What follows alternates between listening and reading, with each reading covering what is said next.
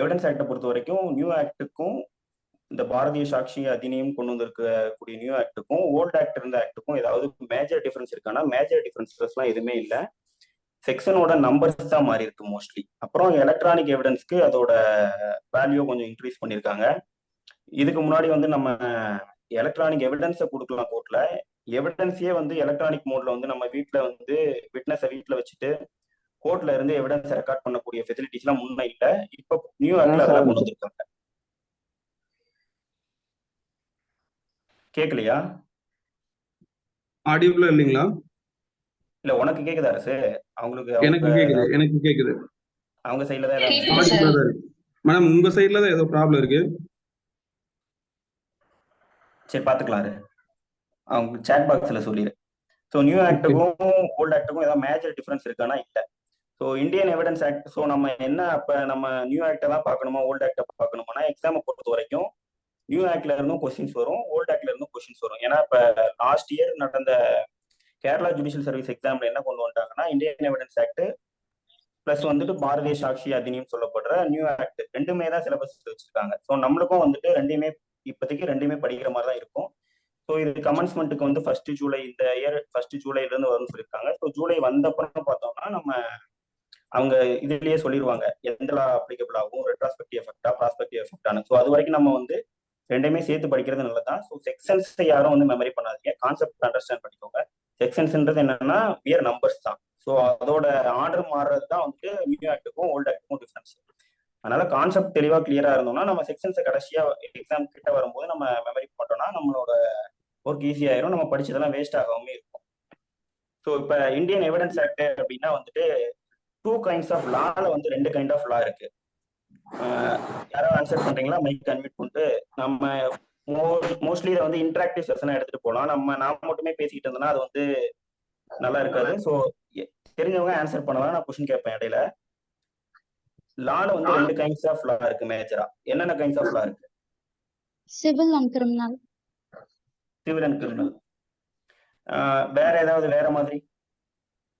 Procedure law and substantive law. Procedure law and substantive law இருக்கு.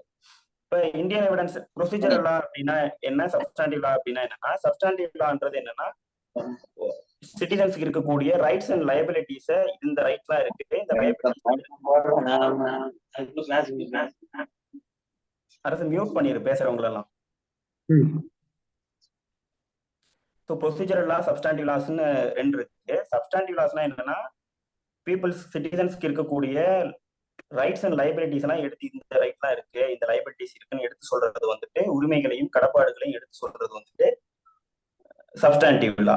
இதே procedural லாலாம் என்னன்னா rights and liability இருக்கு, அந்த ரைட்ஸ் அண்ட் லைபிலிட்டியை நம்ம எப்படி என்ஃபோர்ஸ் பண்ண போறோம், அந்த ரைட்ஸ் அண்ட் லைபிலிட்டி எதன் மூலமா நம்ம வந்து பெற போறோம் அப்படின்றத வந்து ப்ரொசீஜரல் லா. கோர்ட்ல அப்ளை பண்ணி கோர்ட்டுக்கு இந்த விஷயத்த ரைட் இருக்கு. இப்போ ஒரு டிரான்ஸ்ஃபர் ஆஃப் ப்ராப்பர்ட்டி ஆக்ட்ல எனக்கு ஒரு ரைட் இருக்கு, ஸ்பெசிஃபிக் ஃபேக்ட் கீழே எனக்கு ஸ்பெசிஃபிக் ஃபேக்ட் கிடையாது, ஸ்பெசிஃபிக் ஃபேக்ட்ல ப்ரொசீஜர் பார்ட்டும் இருக்கு, சப்ஸ்டான்டிவ் பார்ட்டும் இருக்கு. ஸோ அதில் இருக்கக்கூடிய சப்ஸ்டான்டிவ் ரைட் ஏதாவது இருந்துச்சுன்னா அந்த ரைட்டை எப்படி என்ஃபோர்ஸ் பண்றது? நாட் ஆடிபிள்னு சொல்றாங்க. என்னன்னு செக் பண்றீங்க? உனக்கு கேட்கலன்னா சொல்றாரு சார், அது அவங்க சைடுல இருக்கக்கூடிய பிரச்சனை. எனக்கு கேக்குது, என்னன்னு செக் பண்ணிடுறேன். இல்ல செக் பண்ணலாம், பண்ண தேவையில்ல, அவங்க சைடுல தான் ஏதோ இஷ்யூவா இருக்கும், அவங்கள ஃபாலோ பண்ணிக்க சொல்லிருச்சா. மற்றவங்களுக்கு எல்லாம் கிளியரா இருக்கு. ப்ரொசீஜரல் லாஸ்லாம் என்னன்னா இந்த ரைட்ஸ் அண்ட் லைபிலிட்டி எப்படி என்ஃபோர்ஸ் பண்றது கோர்ட்ல அப்படின்றது ப்ரொசீஜரல் லாஸ். அப்படி இந்தியன் எவிடன்ஸ் ஆக்டை நம்ம பார்க்கும்போது இந்தியன் எவிடன்ஸ் ஆக்ட் என்ன கைண்ட் ஆஃப் லான்ட்டு எல்லாரும் நினைச்சிட்டு இருக்கீங்க, படிச்சிருக்கீங்க?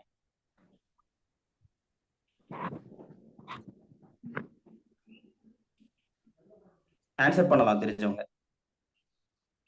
Procedure sir. ப்ரொசீஜரல் லா. வேற answer? Procedure as well substantive. Okay, procedure substantive ரெண்டுமே சொல்ல முடியுமானா ஒரு ஆக்டோட மேஜர் போர்ஷன் வந்து ப்ரொசீஜர் இருக்கா சப்ஸ்டான்டிவ் இருக்கான்றத வச்சுதான் அதை வந்து ப்ரொசீஜரலா சப்ஸ்டான்டிவான்னு ஃபிக்ஸ் பண்ணணும். இப்போ சிஆர்பிசிலே எடுத்துக்கிட்டீங்கன்னா சிஆர்பிசின்றது ப்ரொசீஜரல் லா. அதுல ஏதாவது சப்ஸ்டான்டிவ் ரைட்ஸ் ஏதாவது இருக்கான்னா மெயின்டெனன்ஸ் சம்மந்தப்பட்ட 125 சிஆர்பிசி எல்லாம் இருக்கு இல்லையா, அதெல்லாம் பாத்தீங்கன்னா சப்ஸ்டான்டிவ் போர்ஷன் சிஆர்பிசியில. சப்ஸ்டான்டிவ் போர்ஷனும் இருக்குன்றதுக்காக சிஆர்பிசி நம்ம வந்துட்டு ப்ரொசீஜரலாவும் இருக்கு, சப்ஸ்டான்டிவ் லாவும் தான் அப்படின்னு சொல்ல முடியுமா? சொல்ல முடியாது. ஒரு ஆக்டோட மேஜர் போர்ஷன் வந்து ப்ரொசீஜரா இருக்கா, சப்ஸ்டான்டிவா இருக்கான்றத வச்சுதான் அந்த லா வந்து ப்ரொசீஜரல் லாவா, சப்ஸ்டான்டிவ் லாவான்னு ஃபிக்ஸ் பண்றோம். அப்படி பார்க்கும்போது இந்தியன் எவிடன்ஸ் ஆக்ட் நம்ம வந்து ஏதோ ஒண்ணு சொல்லுங்க, ப்ரொசீஜரல் லா, சப்ஸ்டான்டிவ் லா, இல்ல வேற ஏதாவது கைண்ட் ஆஃப் லாவா இருக்கா அப்படின்னு சொல்லுங்க. ப்ரொசீஜர் லா சார். ப்ரொசீஜரல் லா. இப்ப மேடம் ஒருத்தவங்க போட்டிருக்காங்க கண்மணின்னு சொல்லிட்டு அட்ஜெக்டிவ் லான்னு போட்டிருக்காங்க. இந்தியன் எவிடன்ஸ் ஆக்ட்ன்றது அட்ஜெக்டிவ் லா தான், ப்ரொசீஜரல் லாவும் இல்ல, சப்ஸ்டான்டிவ் லாவும் இல்ல. நிறைய பேர் என்ன சொல்லுவாங்கன்னா அட்ஜெக்டிவ் லாவும் ப்ரொசீஜரல் லாவும் ஒண்ணுதான், ரெண்டும் டிஃபரன்ஸ் கிடையாது, ரெண்டும் ஒண்ணுதான் பாங்க. தேர் இஸ் சம் டிஃபரன்ஸ் இருக்கு. ஸோ இது வந்து ப்ரொசீஜரல் லான்னு நம்ம சொல்ல முடியுமானா, ப்ரொசீஜரல் லான்ட்டு எந்த ஒரு டெக்ஸ்ட்லயுமே இருக்காது. இது வந்து அட்ஜெக்டிவ் லா.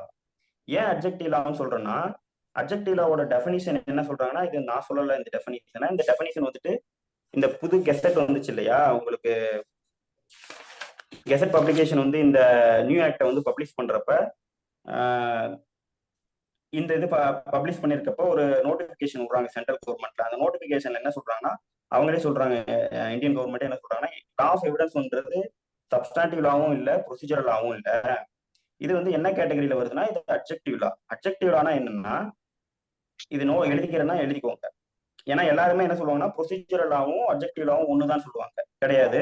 அட்ஜெக்டிவ் லானா என்னென்ன டெஃபினிஷன் என்னன்னா, bleeding and methodology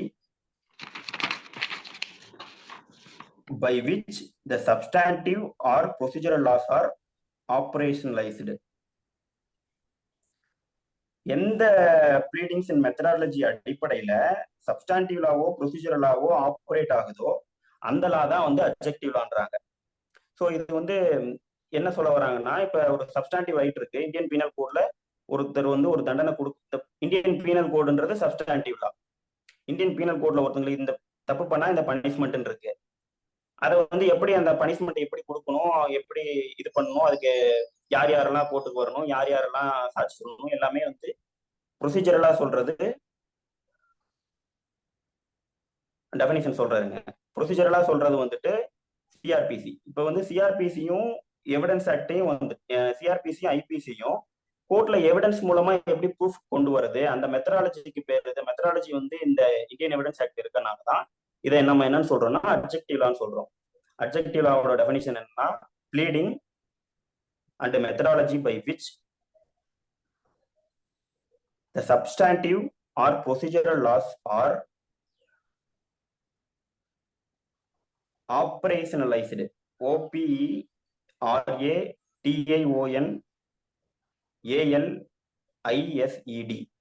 operationalized. So எதன் மூலமா வந்துட்டு ப்ரொசீஜரல் லாவும் சப்ஸ்டான்டிவ் லாவும் ஆப்ரேட் ஆகிறதுக்கான மெத்தடாலஜி சொல்லுதோ அந்த லா தான் அட்ஜெக்டிவ் லா. இந்தியன் எவிடன்ஸ் ஆக்ட்ன்றது அதனால வந்து நெய்தர் ப்ரொசீஜரல் லா நார் substantive law, it's adjective law.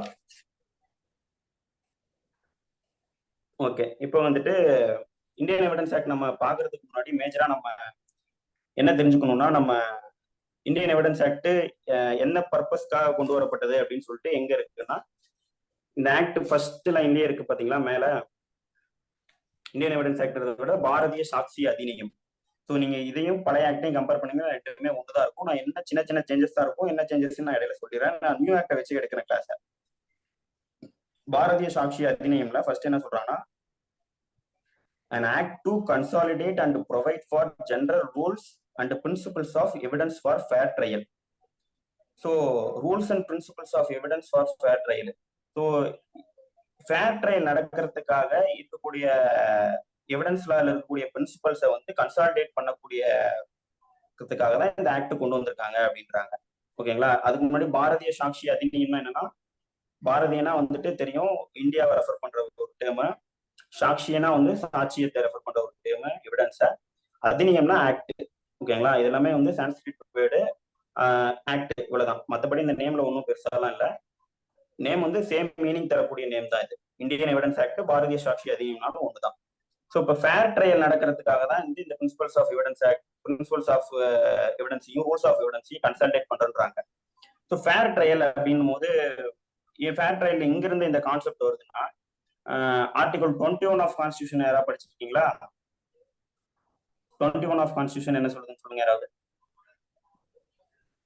Right to life. Right to life and personal liberty. personal liberty. No person shall be என்ன டெஃபினிஷன் இருக்கும்னா, no person shall be deprived of his life and personal liberty except according to the procedural established by லான்னு இருக்கும். சட்டத்தினால் நிலைநாட்டப்பட்ட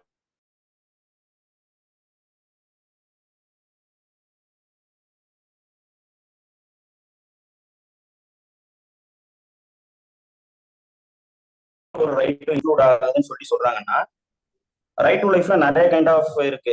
நல்ல ஒரு என்வரான்மெண்டோட இருக்கிற right இருக்கு, right to privacy இருக்கு. ஸோ நிறைய நம்மளுக்கு வந்து லீகல் எய்டுக்கான ரைட் இருக்கு. ரைட் டு லைஃப்ல நிறைய கைண்ட் ஆஃப் இது இன்டர்பிரேஷன் இருக்கு. அதுல ஒரு இன்டர்பிரேஷன் தான் என்னன்னா right to fair trial. So fair ட்ரையலுக்கான ஆப்பர்ச்சுனிட்டியும் கொடுக்கணும். ஒரு ட்ரையல் இருக்குன்னா அது ஃபேரா இருக்கணும். ஒருத்தருக்கு ஃபேவராவோ இன்னொருத்தருக்கு வந்துட்டு எகென்ஸ்டாவோ பயாஸ்டா இருக்கக்கூடாது, ஃபேர் ட்ரையலா இருக்கணும் அப்படின்றதான் வந்துட்டு ஆர்டிகல் 21ல இம்ப்ளைடா இருக்கக்கூடிய ரைட். அந்த ரைட்டை என்ஷூர் பண்ற விதமா ரூல்ஸ் ஆஃப் எவிடன்ஸை கன்சாலிடேட் பண்றதுதான் இந்த ஆக்டோட ஆப்ஜெக்ட்னு சொல்றாங்க. ஓல்டு ஆக்ட்ல இந்த ஃபேர் ட்ரையல்ன்ற வார்த்தை இருந்துச்சுன்னா இல்ல, நியூ ஆக்ட்ல இந்த ஃபேர் ட்ரையல்ன்ற வார்த்தையை ஆட் பண்ணிருக்காங்க. ஸோ ஆர்டிகல் 21ஓட மிக்ஸ் பண்ணி படிச்சுக்கோங்க. அடுத்தது இது வந்து இன்ட்ரோடக்ஷன் தான். இன்னைக்கு செஷன் ஃபுல்லா இன்ட்ரோடக்ஷனா தான் இருக்கும். ஸோ செக்ஷன்ஸும் போகும், மோஸ்ட்லி இன்ட்ரோடக்ஷன் தான் இருக்கும். அதை அப்படியே பார்த்துக்கோங்க. இந்த ஃபேர் ட்ரையலுக்கு ஏதாவது முக்கியமான ஏதாவது கேசஸ் வேணும்னா, ஸ்பீடி ட்ரையல்ன்றது வந்துட்டு ஆர்டிகல் 21ல இம்ப்ளைடா இருக்கு அப்படின்னு சொன்ன கேஸ் என்னன்னா உதயநரா கார்ட்டூன். அதை நோட் பண்ணிக்கோங்க, கூகுள் பண்ணிங்கனாலே வரும் உதயநரா கார்ட்டூன் சொல்லிட்டு. அதுல வந்து ஸ்பீடி ட்ரையல் வந்து ஆர்டிகல் 21ல இருக்கக்கூடிய ரைட்ல ஒண்ணு அப்படின்னு சொல்லியிருப்பாங்க. ஸ்பீடி ட்ரையல்ன்றது part of the fair trial. இதுதான். ஸோ இந்தியன் எவிடன்ஸ் ஆக்ட்ன்றது அப்ஜெக்டிவ் லான்னு பார்த்துட்டோம். அப்ஜெக்டிவ் லாவுக்கும் ப்ரொசீஜர் லாவுக்கும் இருக்கக்கூடிய டிஃபரன்ஸ் என்னன்னு பார்த்துட்டோம். இப்போ இந்தியன் எவிடன்ஸ் ஆக்ட்ன்றது ஒரு லெக்ஸ் 4ன்னு சொல்லுவாங்க. லெக்ஸ் 4னா லா ஆஃப் த லேண்ட். இது வந்து இந்தியாவுக்கு மட்டும்தான் அப்ளை பண்ற லாவா அப்படின்னு பார்த்தோம்னா இது வந்து இந்தியாவுக்கு மட்டும் அப்ளை ஆகும். அதுதான் வந்துட்டு எந்த டெரிட்டரிக்கு மட்டும் அப்ளை ஆகும்னா இந்தியாவுக்கு தான். இந்தியன் கோர்ட்ஸ்ல ஒரு ஃபாரினர் வந்துட்டு ஒரு ட்ரையலுக்கு நின்னாலும் எந்த கண்ட்ரியில இருக்கவங்க வந்து இந்தியன் கோர்ட்ஸ் முன்னாடி ட்ரையல்ஸ்க்கு இருந்தாலும் அந்த கண்ட்ரி நான் ஃபாலோ பண்ண முடியாது. இந்தியன் எவிடன்ஸ் ஆக்ட் தான் ஃபாலோ பண்ணணும். அதனால Indian evidence act lex 4E law of the லேண்ட்னு சொல்லுவாங்க. லெக்ஸ் 4E அப்படின்னா என்னன்னா law of the land. Indian evidence ஆக்ட்ன்றது ஒரு டொமஸ்டிக் லா, இந்தியாவுக்கு மட்டும் அப்ளை ஆகக்கூடிய ஒரு லா. இதுதான் பேசிக்கா தெரிஞ்சுக்க வேண்டியது. அடுத்தது 3 cardinal rules of Indian evidence ஆக்ட்னு ஒரு கான்செப்ட் இருக்கு. இந்தியன் எவிடன்ஸ் ஆக்ட் பேசிக்கா வந்து 3 பிரின்சிபல் அடிப்படையில தான் வந்து ஃபங்க்ஷன் ஆகிட்டு இருக்கு. ஓகேங்களா? ஃபர்ஸ்ட் என்னன்னா evidence must be given on fact in issue. Cardinal rules of Indian evidence act அப்படின்னு போட்டுட்டு ஃபர்ஸ்ட் என்னன்னா evidence must be given on fact in issue. Fact in இஷ்யூனா என்னன்னு பார்ப்போம். அப்ப நான் அதை சொல்றேன். ஸோ செக்ஷன் 5 தான் இது இம்ப்ளைடா சொல்றாங்க. செக்ஷன் எவிடன்ஸ் எதை பொறுத்து கொடுக்கணும்னா ஃபேக்ட் இன் இஷ்யூ பொறுத்து மட்டும்தான் கொடுக்கணும். அப்புறம் ரெலவன்ஸ் ஆக்டை பத்தி கொடுக்கணும். அது செக்ஷன் 5ல இருக்கும் ஓல்டு ஆக்ட்ல. நியூ ஆக்ட்ல செக்ஷன் 3ல இருக்கு. இதை பத்தி நான் டீட்டெயிலா வந்து செக்ஷன் 5 எடுக்கும்போது சொல்றேன். அடுத்தது 2வது ரூல் என்னன்னா hearsay evidence must not be admitted. Hearsay எவிடன்ஸ்னா என்ன அப்படின்னா,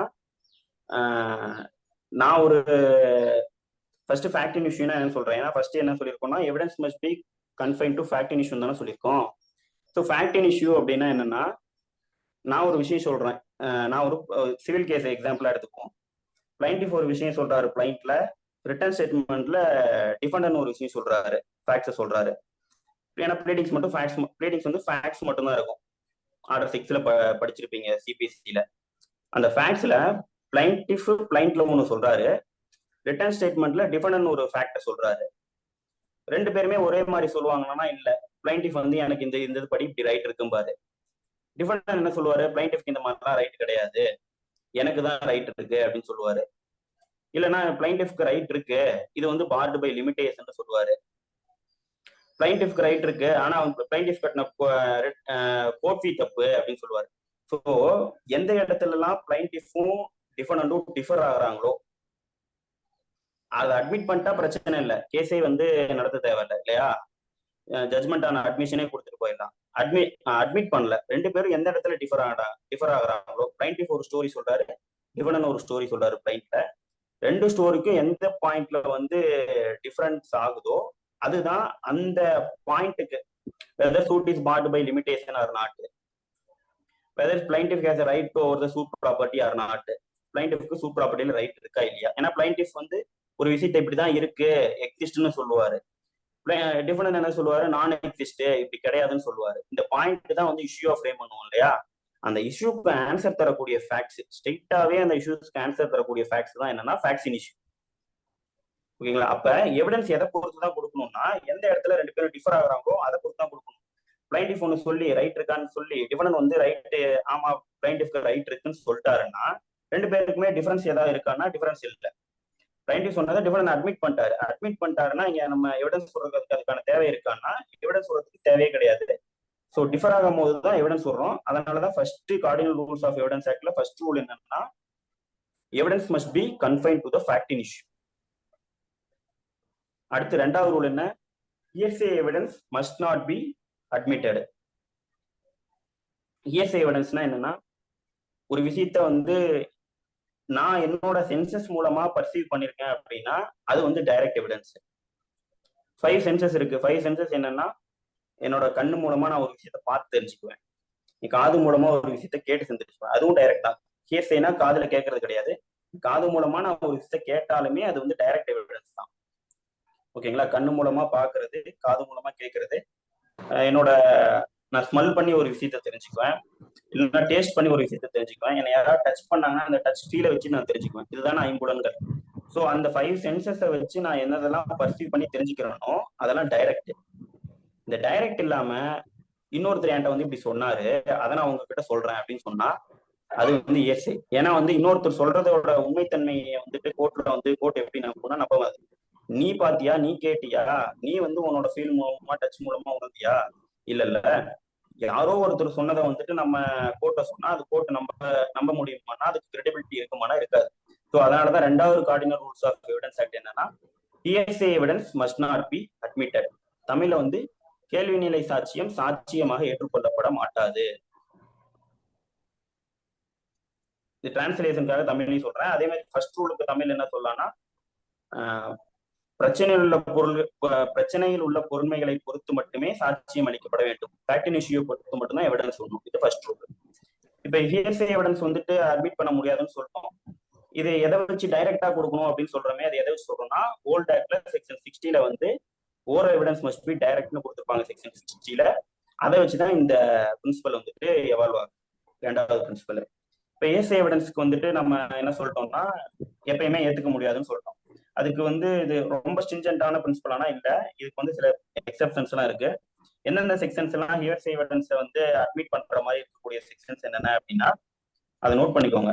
எக்ஸப்ஷன்ஸ் ஃபார் ஹியர்சே எவிடன்ஸ் போட்டு நோட் பண்ணிக்கோங்க.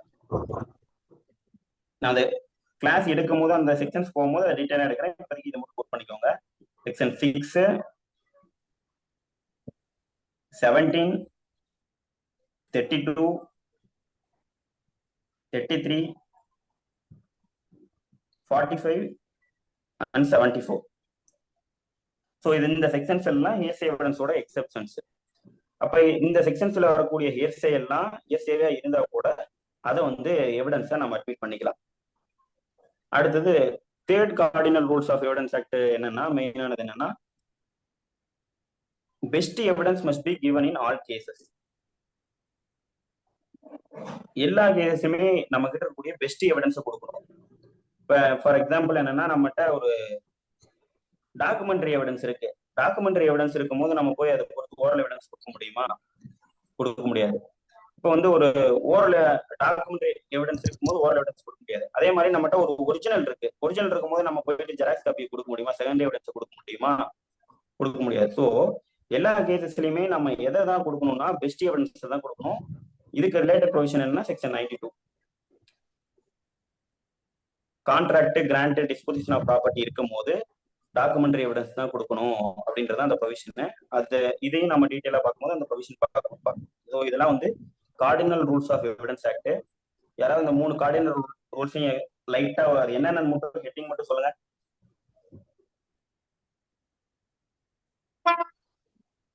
போட்டியா?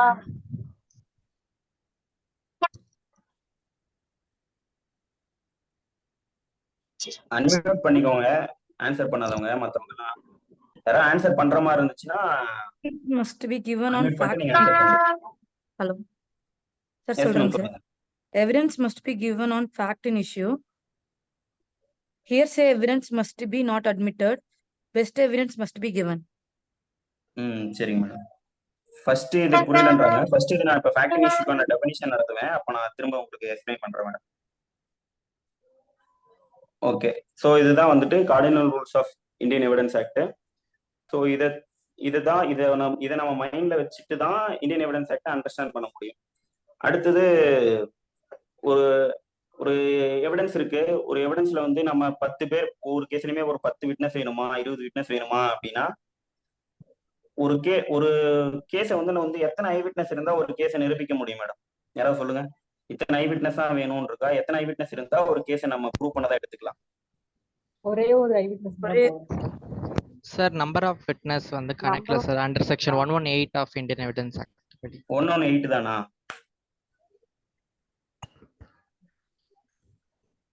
134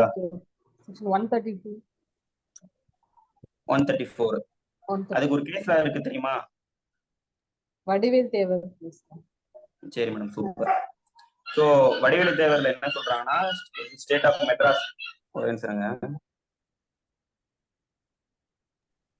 வடிவேலு தேவர் ஸ்டேட் ஆஃப் மெட்ராஸ்ல என்ன சொல்றாங்கன்னா, இந்த 134 ப்ரொவிஷன்லாம் நோட் பண்ணிட்டு ஒரு கேஸுக்கு எத்தனை ஐ விட்னஸ் வேணும் அப்படின்னு சொல்லி டிஸ்கஸ் பண்ணிட்டு என்ன சொல்றாங்கன்னா, இத்தனை ஐ விட்னஸ் தான் வேணும் இல்ல, no number of witness is required to prove the case. இத்தனை ஐ விட்னஸ் தான் வேணும் இல்ல, ஈவன் ஐ விட்னஸே இல்லைனாலும் நம்ம என்ன பண்ணலாம்னா சர்கம்ஸ்டன்ஷியல் எவிடன்ஸ் வச்சு நம்ம கேஸை ப்ரூவ் பண்ணலாம். அதை வச்சு மட்டுமே நம்ம கன்விக்ஷனையும் கொடுக்கலாம். ஸோ இத்தனை ஐ விட்னஸ் தான் வேணும் அப்படின்றதெல்லாம் நெசசரி கிடையாது. வடிவேலு தேவர் ஸ்டேட் ஆஃப் மெட்ராஸ் அதுல வந்து wholly reliable, wholly unreliable, partly reliable, partly அன்ரிலையபிள்னா வரும். அப்படி அதையும் நான் சொல்லிடுறேன். ஸோ ஹோலி ரிலையபிள் அப்படின்னா என்னன்னா, ஒரே ஒரு ஐ விட்னஸ் இருக்காங்க. அவங்க ஒரு விட்னஸ் வந்து கோர்ட்டோட கான்ஃபிடன்ஸை இன்ஸ்பயர் பண்றாங்க. கரெக்ட் தான், இவங்க சொல்றதெல்லாம் கரெக்டா இருக்கு, கோர்ட் நம்பும்படியா அந்த விட்னஸ் இருக்காங்கன்னா அந்த விட்னஸ் நம்ம வந்து ஹோலி ரிலையபிள் சொல்றோம். ஒரு விட்னஸ் ஹோலி ரிலையபிளா இருந்தா என்னன்னா, அதை வச்சு நம்ம கன்விக்ஷன் கொடுக்க முடியுமானா கொடுக்க முடியும், ஈவன் சிங்கிள் விட்னஸை வச்சு. அதே மாதிரி ஒரே விட்னஸ் தான் இருக்காங்க, அவங்க வந்து ஹோல்லி அன்ரிலையபிளா இருக்காங்க. அவங்க வந்து கிரெடிட் ஒர்த்தியா இல்ல. ஓகே மேடம், அவங்க வந்து கிரெடிட் ஒர்த்தியா இல்ல, அவங்களோட எவிடன்ஸை வந்து நம்ப தகுந்ததாவே இல்லை, அவங்க வந்து ஹோல்லி அன்ரிலையபிளா இருக்காங்க அப்படின்னா அதை வச்சு கன்விக்ஷன் கொடுக்க முடியுமானா அதை வச்சு கன்விக்ஷன் கொடுக்கவே முடியாது. அதை வந்து அக்யூட்டல் கொடுத்துட்டு முடிச்சு விட்டுடலாம். எங்க பிரச்சனை வருதுன்னா, ஹோல்லி ரிலையபிளாவும் இல்லை, ஹோல்லி அன்ரிலையபிளாவும் இல்லை, பார்ட்லி ரிலையபிளா இருக்காங்க, பார்ட்லி அன்ரிலையபிளா இருக்காங்க. அப்படின்னா என்னன்னா, இந்த டைம்ல தான் நம்ம என்ன எதிர்பார்க்கிறோம்னா, அதை ஒத்தேர்த்து சொல்ற மாதிரி உறுதியூட்டக்கூடிய சாட்சியங்களை எதிர்பார்க்கிறோம், கராபரேட்டிவ் எவிடன்ஸை எதிர்பார்க்கிறோம். இந்த ஒரு விட்னஸ் பத்தாது, ஏன்னா இவங்க வந்து பார்ட்லி ரிலையபிளா இருக்காங்க. ஸோ இதை சப்போர்ட் பண்ற மாதிரி வேற ஏதாவது எவிடன்ஸ் இருந்துச்சுன்னா அந்த எவிடன்ஸையும் சேர்த்து வச்சு இவங்களை நம்ம வந்து கன்விக்ஷனை வந்து லீட் பண்ணலாம் அப்படின்னு சொல்லி முடிவு பண்றது வந்துட்டு ஹோல்லி பார்ட்லி ரிலையபிள், பார்ட்லி அன்ரிலையபிளா இருந்தாங்கன்னா. So Vadivelu Thevar state of மெட்ராஸ்ல மெயினான மூணு பிரின்சிபல் தான், wholly reliable, wholly unreliable, partly reliable, partly unreliable. ஓகேங்களா? இந்த 3 பிரின்சிபலை வச்சுட்டு இது வந்து சிங்கிள் விட்னஸை வந்து நம்ம எப்படி வந்துட்டு அதை வச்சு கன்விக்ஷன் கொடுக்கலாமா கொடுக்க முடியாதா அப்படின்றத டிசைட் பண்றதுக்கு தான் இந்த கேஸ். சிங்கிள் ஐ விட்னஸ் வச்சு கூட கன்விக்ஷன் கொடுக்கலாம். ஆனா வந்து அது வந்துட்டு என்னவா இருக்கணும், கோர்ட்டோட கான்ஃபிடன்ஸை முழுக்க இன்ஸ்பயர் பண்ற மாதிரி இருக்கணும். இன்ஸ்பயர் பண்ணி நம்பும்படியா இருந்துச்சுன்னா கன்விக்ஷன் கொடுக்கலாம். ஹோல்லி அன்ரிலையபிள் அப்படின்னா என்னன்னா, முழுவதுமாவே அந்த விட்னஸ் நம்பக்கூடியதாவே இல்லை, அவங்க எவிடன்ஸ் பத்தாது அப்படின்ட்டு இருக்குன்னா அந்த ஐ விட்னஸ் நம்ப முடியல, அந்த அவங்களோட சாட்சியம் வந்து கோர்ட்டோட கான்ஃபிடன்ஸை நம்பிக்கையை வந்து இன்ஸ்பயர் பண்ணல அப்படின்னா வந்துட்டு அந்த இதை வச்சுட்டு அக்யூட்டல் தான் கொடுக்க முடியும் ஒழிய கராபரேஷன் எதிர்பார்த்து, ஏன்னா ஒரே ஒரு விட்னஸ் அவங்களும் அன்ரிலையபிளா இருக்காங்க, அதுக்கு கராபரேஷன் எதிர்பார்க்கறதுலையே ஏதோ ஒரு சப்ஸ்டாண்டிவா ஒரு எவிடன்ஸ் இருந்தா தானே அதுக்கு வந்து கராபரேட்டிவ் எவிடன்ஸ் எதிர்பார்க்க முடியும். சப்ஸ்டாண்டிவ் எவிடன்ஸே ஒன்றும் இல்லைன்ற போது கராபரேட்டிவ் எவிடன்ஸ் நம்மளால எதிர்பார்க்க முடியாது. ஸோ வந்து அந்த இடத்துல அக்யூட்டல் தான் கொடுக்க முடியும். இது வந்து ஹோலி அன்ரிலையபிள். இதுதான் வந்து வடிவேலு தேவர் ஸ்டேட் ஆஃப் மெட்ராஸ். கூகுள்ல போட்டீங்கனாலே வரும், சைட்டேஷன் தேவையில்லைன்னு நினைக்கிறேன். அதே மாதிரி நீங்க ஒன்று மைண்ட்ல வச்சுக்கோங்க, சிவில் ஜட்ஜ் எக்ஸாமும் சரி, ஏபிபி எக்ஸாமும் சரி, ரெண்டுலையுமே வந்து கேஸ் லாவோட நேம் வந்து முக்கியமானா நேம் ஆஃப் த கேஸ்ல வந்து முக்கியமே கிடையாது. அந்த கேஸ்லால என்ன பிரின்சிபல் சொல்லியிருக்காங்க, அந்த பிரின்சிபலை வந்துட்டு நம்ம கரெக்டா வந்து ரேஷியோ வந்து கரெக்டா எழுதுறோமா, இந்த ரேஷியோ டெசிடென்ட்டியை நம்ம பக்காவா எழுதிட்டோம்னா அதுக்கு தான் மார்க்கே ஒழிய கேஸ் லாஸ் நேம் போடுறதுக்கோ கேஸ் லாஸ் இயர் போடுறதுக்கோ சைட்டேஷன் கரெக்டா எழுதுறதுக்கோலாம் மார்க் கிடையாது. அதுல கூடிய பிரின்சிபலை கரெக்டா எடுத்துறதுன்னா நம்ம போதும். ஸோ கேஸ் லாஸ் யாரும் வந்து மெமரி பண்ணணும்னு நினைக்காதீங்க. பக்காவா தெரிஞ்சிச்சுன்னா எழுதுங்க, தப்பு இல்லை. தெரியலன்னா வந்து ஒண்ணுமே பிரச்சனை இல்லை. கேஸ் லாஸ் வந்துட்டு கேஸ் லாஸ் நேம் போடுறதுக்கு சைட்டேஷன் எழுதுறதுக்கு மார்க் கிடையாது. கான்செப்ட்ஸை வந்து கிளியரா எழுதுறதுக்கு தான் மார்க் மெயின்ஸை பொறுத்த வரைக்கும். ஸோ இது வந்து வடிவேலு தேவரோட ரேஷியோ.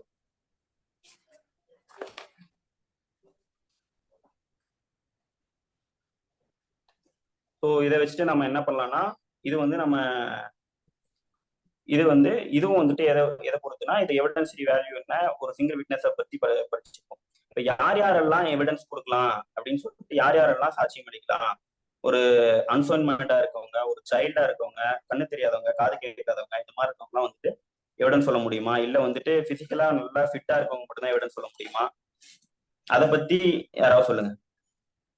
யார் யாரெல்லாம் எவிடன்ஸ் கொடுக்கலாம்? Who are all testified as witnesses before the court? Sound mind person கொடுக்கலாம். Okay sir. வேற?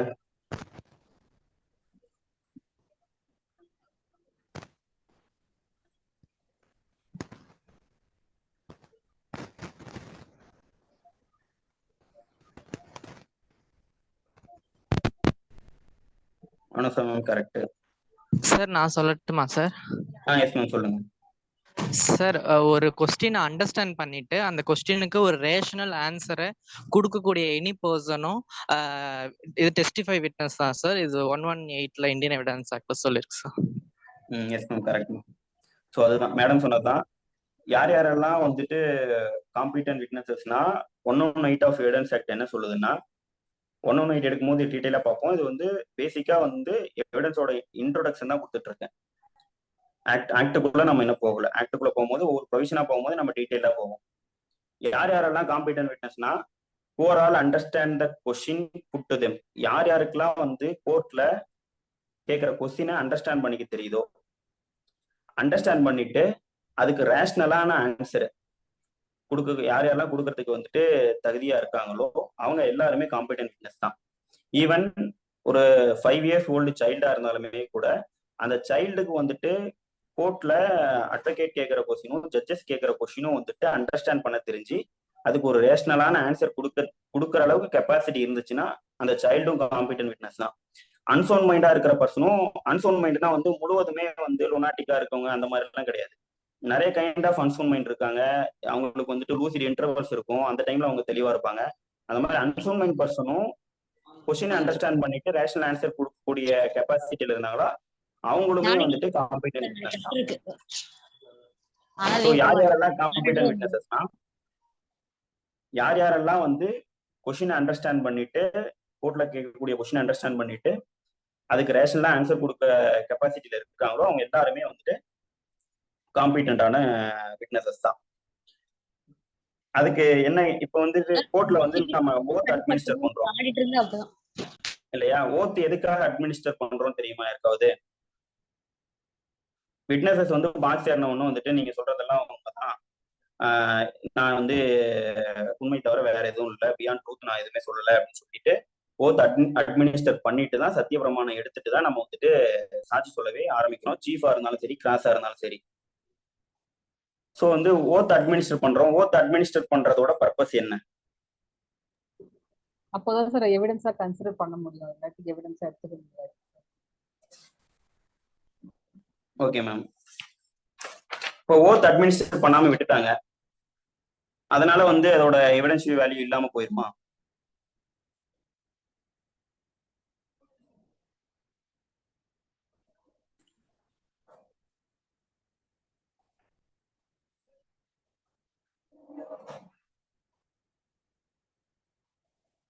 நோ. ஏன் நோன்னு சொல்றீங்கன்னு சொல்லுங்க. சார் அந்த கோர்ட்ல ஃபாலோ பண்ற ஒரு ப்ரொசீஜர் வந்து புரியல மேம். இல்ல சார் அது கோர்ட்ல ஃபாலோ பண்ற ஒரு ப்ரொசீஜர் தானே சொல்றேன் சார். சரி சரி மேம். ஸோ இப்போ நம்மளுக்கு இதை பொறுத்து நம்ம என்னன்னா இதுக்கு வந்து அந்த ஓத் அண்ட் அஃபர்மேஷனை பத்தியே ஒரு செப்பரேட்டா ஒரு ஆக்ட் இருக்கு. ஓட்ஸ் ஆக்ட் 1969 அப்படின்னு ஒரு ஆக்ட் இருக்கு. அதுல வந்துட்டு யார் யாரெல்லாம் வந்துட்டு ஓத் அட்மினிஸ்டர் பண்ணலாம், விட்னஸஸ் இன்டர்பிரட்டர்ஸ்க்குலாம் வந்து ஓத் அண்ட் அஃபர்மேஷன் எப்படி இருக்கணும், அது என்ன ஃபார்ம்ல இருக்கணும், ஒமிஷன் டு டேக் ஓத்தை நம்ம எடுக்காம விட்டுட்டோம்னா அந்த எவிடன்ஸோட வேல்யூ என்ன, ஓத் எடுக்கிறதோட பர்பஸ் என்ன, இதை பத்திலாம் வந்துட்டு ஒரு சின்ன ஆக்ட் தான். ஒரு 8 செக்ஷன் 9 செக்ஷன் தான் இருக்கும். அந்த ஆக்ட்ல வந்து என்ன சொல்றாங்கன்னா செக்ஷன் 8 என்ன சொல்றாங்கன்னா persons giving evidence bound to state the truth. ஓகேங்களா. செக்ஷன் 8 ஆஃப் ஓத் ஆக்ட் என்னன்னா யார் யாரெல்லாம் வந்துட்டு எவிடன்ஸ் கொடுக்குறாங்களோ அவங்க வந்து உண்மையை மட்டும்தான் கோர்ட்ல சொல்லணும். அப்ப உண்மையை சொல்லாம அவங்க வந்து பொய் சொல்றாங்கன்னு நாளைக்கு வந்து ஓத்தின் அடிப்படையில வந்துட்டு சத்திய பிரமாணத்தின் அடிப்படையில கோர்ட்ல வந்துட்டு நான் உண்மையை மட்டும்தான் சொல்றேன்னு சொல்லிட்டு ஸ்வேரிங் பண்ணிட்டு நாளைக்கு வந்து அவங்க சொன்னது எல்லாமே வந்துட்டு பொய்யே உண்மை இல்லை அப்படின்னு தெரிய வந்துச்சுன்னா கோர்ட்டுக்கு நிரூபணம் ஆச்சுன்னா அவங்க மேல நம்ம என்ன நடவடிக்கை எடுத்துடலாம், பெர்ஜுரி நடவடிக்கை எடுத்துக்கலாம். அவங்க வந்து ஃபால்ஸ் எவிடன்ஸ் கொடுத்தாங்க கோர்ட்ல, ஃபால்ஸ் அஃபிடவிட் கொடுத்தாங்க அப்படின்னு சொல்லிட்டு அவங்க மேல நம்ம வந்து அடுத்த ஸ்டெப் வந்து பெர்ஜுரிக்கு ஆக்ஷன் எடுக்க முடியும். அதுக்காக தான் வந்துட்டு ஓத் இருக்கிறதோட மெயின் பர்பஸ் என்னன்னா அவங்க வந்து உண்மையை சொல்லணும் கோர்ட்டுக்கு. ஏன்னா நம்ம ultimate object of evidence act இந்த ஆக்ட் எல்லாமே எதுக்கு இருக்குன்னா கோர்ட்டுக்கு எதுக்கு ஹெல்ப் பண்ண இருக்குன்னா to find out the truth தானே.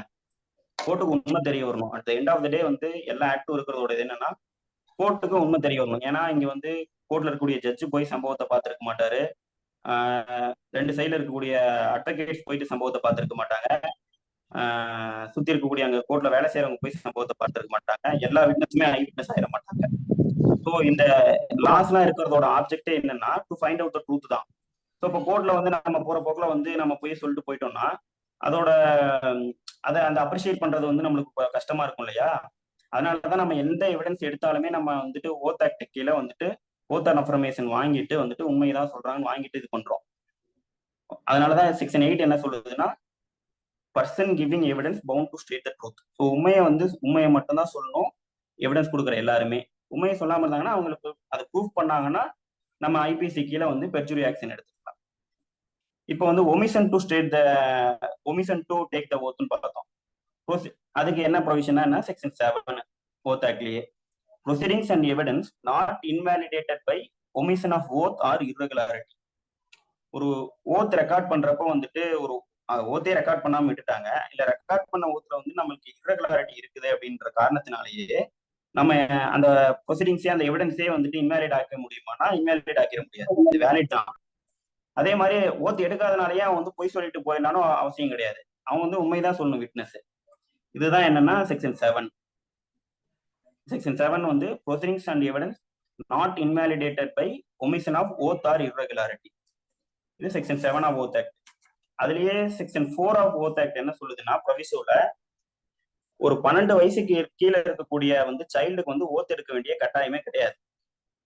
ஏன்னா அந்த சைல்டுக்கு மோஸ்ட்லி என்னன்னா ஓத்னா என்ன அஃபர்மேஷன்னா என்ன அதை பத்திலாம் தெரியவே தெரியாது. ஸோ அப்படி தெரியாத சைல்ட போய் நம்ம வந்து ஓத் ரெக்கார்ட் பண்ண வேண்டிய அவசியம் இல்லை. So child witness below the age of 12 இயர்ஸா இருக்குதுன்னா அவங்களுக்கு வந்து ஓத் அண்ட் அஃபர்மேஷன் தேவையில்லை. இதே வந்து ஓத் அண்ட் அஃபர்மேஷனோட அப்படின்னா என்ன அப்படின்னு அந்த சைல்டு அண்டர்ஸ்டாண்ட் பண்ணி இருந்துச்சுன்னா நம்ம ஓத் அண்ட் அஃபர்மேஷன் எடுக்கலாம், தப்பு இல்லை. மற்றபடி below the age of 12 years இருக்கக்கூடிய சைல்டுக்கு வந்துட்டு ஓத் அண்ட் அஃபர்மேஷன் எடுக்காதனால அந்த எவிடன்ஸே வந்துட்டு இன்வேலிடு அப்படின்லாம் சொல்லிட முடியாது. பிளஸ் அதே மாதிரி அந்த பிலோ த ஏஜ் ஆஃப் 12 இயர்ல இருக்கக்கூடிய குழந்தைக்கு வந்துட்டு பெர்ஜுரி ஆக்ஷன் எடுக்க முடியாது ஓத் எடுக்காதனால. ஆனா வந்து பெர்ஜுரி ஆக்ஷன் எடுக்க முடியாதனால அந்த குழந்தை வந்து பொய்லாம் சொல்லலாம் அப்படின்னு கிடையாது. 12 இயர்ஸ் கீழே பிலோ இருக்கக்கூடிய குழந்தையும் உண்மையதான் சொல்றோம் அப்படின்றத அண்டர்ஸ்டாண்ட் பண்ணிருக்கணும். இந்த உண்மையதான் கோர்ட்ல வந்து அந்த குழந்தை சொல்லுது, உண்மை சொல்றதுதான் என்னன்னு அந்த குழந்தைக்கு தெரியுது அப்படின்றத வந்து ஜட்ஜு வந்து கொஸ்டின் சில கேட்டு அந்த குழந்தைகிட்ட கேட்டு அந்த குழந்தை வந்து கோர்ட்ல நடக்கக்கூடிய வந்துட்டு உண்மை சொல்லுது வந்துட்டு சில கொஸ்டின்ஸ் கேட்டு வாங்கலாம். அம்மா பேர் என்ன, அப்பா பேர் என்ன, இதை இங்க இந்த கோர்ட்டுக்கு எதுக்கு வந்திருக்கீங்க தெரியுமா, என்ன நடந்துச்சு அப்படின்னு சம்பவத்தை பத்தியோ இதை பத்தியும் கேட்டு அந்த குழந்தைக்கு வந்துட்டு எதுக்காக கோர்ட்டுக்கு வந்திருக்கோம், கோர்ட்ல வந்து உண்மைதான் சொல்லணும் அப்படின்ற விஷயத்த கோர்ட் வந்துட்டு ஜட்ஜ் வந்து தெரியப்படுத்தணும். இந்த ஜட்ஜோட கடமை. இது செக்ஷன் 4 ஆஃப் ஓத் ஆக்ட். இதுக்கு ரிலேட்டடா ப்ரொவிஷன்ஸ், இதுக்கு ரிலேட்டடா ஜட்ஜ்மெண்ட் என்னன்னா, சைல்டு விட்னஸ்க்கு வந்துட்டு காம்பிடண்டான விட்னஸ் ஈவன் வந்து ஓத் ரெக்கார்ட் பண்ணலனா கூட அந்த சைல்டு விட்னஸ் கொடுக்கக்கூடிய எவிடன்ஸ் வந்துட்டு அட்மிசபிள் எவிடன்ஸ் தான், அது வந்து இன்வேலிட் ஆகாது அப்படின்ற ஜட்ஜ்மெண்ட் என்னன்னா, Rameshwar versus state of Rajasthan. இது ஒரு லேண்ட்மார்க்கான முக்கியமான ஜட்ஜ்மெண்ட் சைல்டு விட்னஸை பொறுத்த வரைக்கும். Rameshwar versus state of Rajasthan. இதுல இந்த ஆஸ்பெக்டையும் டீல் பண்ணிருப்பாங்க. பிளஸ் வந்து கராபரேஷனை பத்தி டிஸ்கஸ் பண்ணிருப்பாங்க. எல்லா சைல்டு விட்னஸ்க்குமே வந்து கராபரேஷன் தேவையா அப்படின்னு சொல்லி பார்த்தோம்னா, எல்லா சைல்டு விட்னஸ்க்குமே கராபரேஷன் எதிர்பார்க்க முடியாது. சைல்டு விட்னஸ் வந்து ரிலையபிளா இருக்கு, நம்ப தகுந்ததா இருக்குன்ற போது கராபரேஷனே இல்லாம கூட நம்ம கன்விக்ஷன் கொடுக்கலாம். எல்லா கேஸ்லயுமே தேவையில்லை. ஈச் கேஸோட ஃபேக்ட்ஸ் அண்ட் சர்க்கம்ஸ்டன்ஸை வச்சு தான் வந்து முடிவு பண்ணும் அப்படின்னு சொல்ற கேஸ் தான் இது. இருந்தாலுமே கூட சைல்டு விட்னஸ்க்கு ஏன் நம்ம கராபரேஷன் எதிர்பார்க்கிறோம்னா, அது குழந்தை அதோட கான்சிக்வன்சஸ் தெரியாம எதை வேணாலும் சொல்லிட்டு போயிடலாம். இருந்தாலும் அதை கான்சியஸா தான் டீல் பண்ணும் அப்படின்ற ஜட்ஜ்மெண்ட் தான் Rameshwar versus state of Rajasthan, AIR 1952, supreme court, page number 54. Citation note பண்ணிக்கோங்க.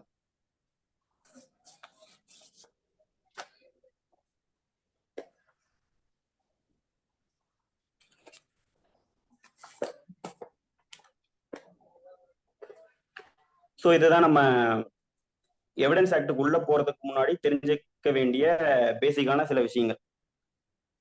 இப்போ எவிடன்ஸ் ஆக்டுக்கு உள்ள போயிடலாம். இந்தியன் எவிடன்ஸ் ஆக்ட் ஓல்ட் ஆக்ட்ல வந்து 11 சாப்டர்ஸ் இருந்துச்சு இல்லையா? இந்த நியூ ஆக்ட்ல எவ்வளவு இருக்குன்னா 12 சாப்டர்ஸ் இருக்கு. ஓல்ட் ஆக்ட்ல 3 பார்ட் இருந்துச்சு. நியூ ஆக்ட்ல எத்தனை பார்ட் இருக்குன்னா 4 பார்ட் இருக்கு.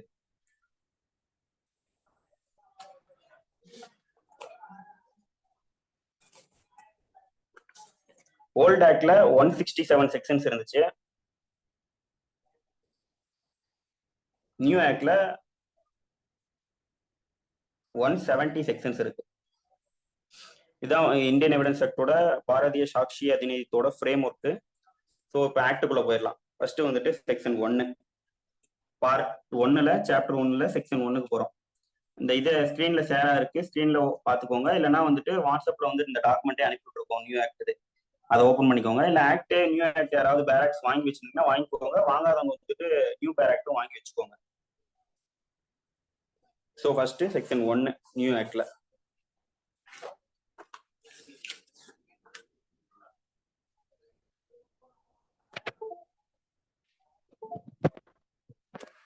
subsection 1. This act may be called the Bharatiya Sakshya Adhiniyam 2023. இந்த ஆக்டோட நேம் என்னன்னா பாரதிய சாட்சி அதிநியம் 2023. சரிங்களா? subsection 2. It applies to all judicial proceedings in or before any court, including court martial, but not to affidavits.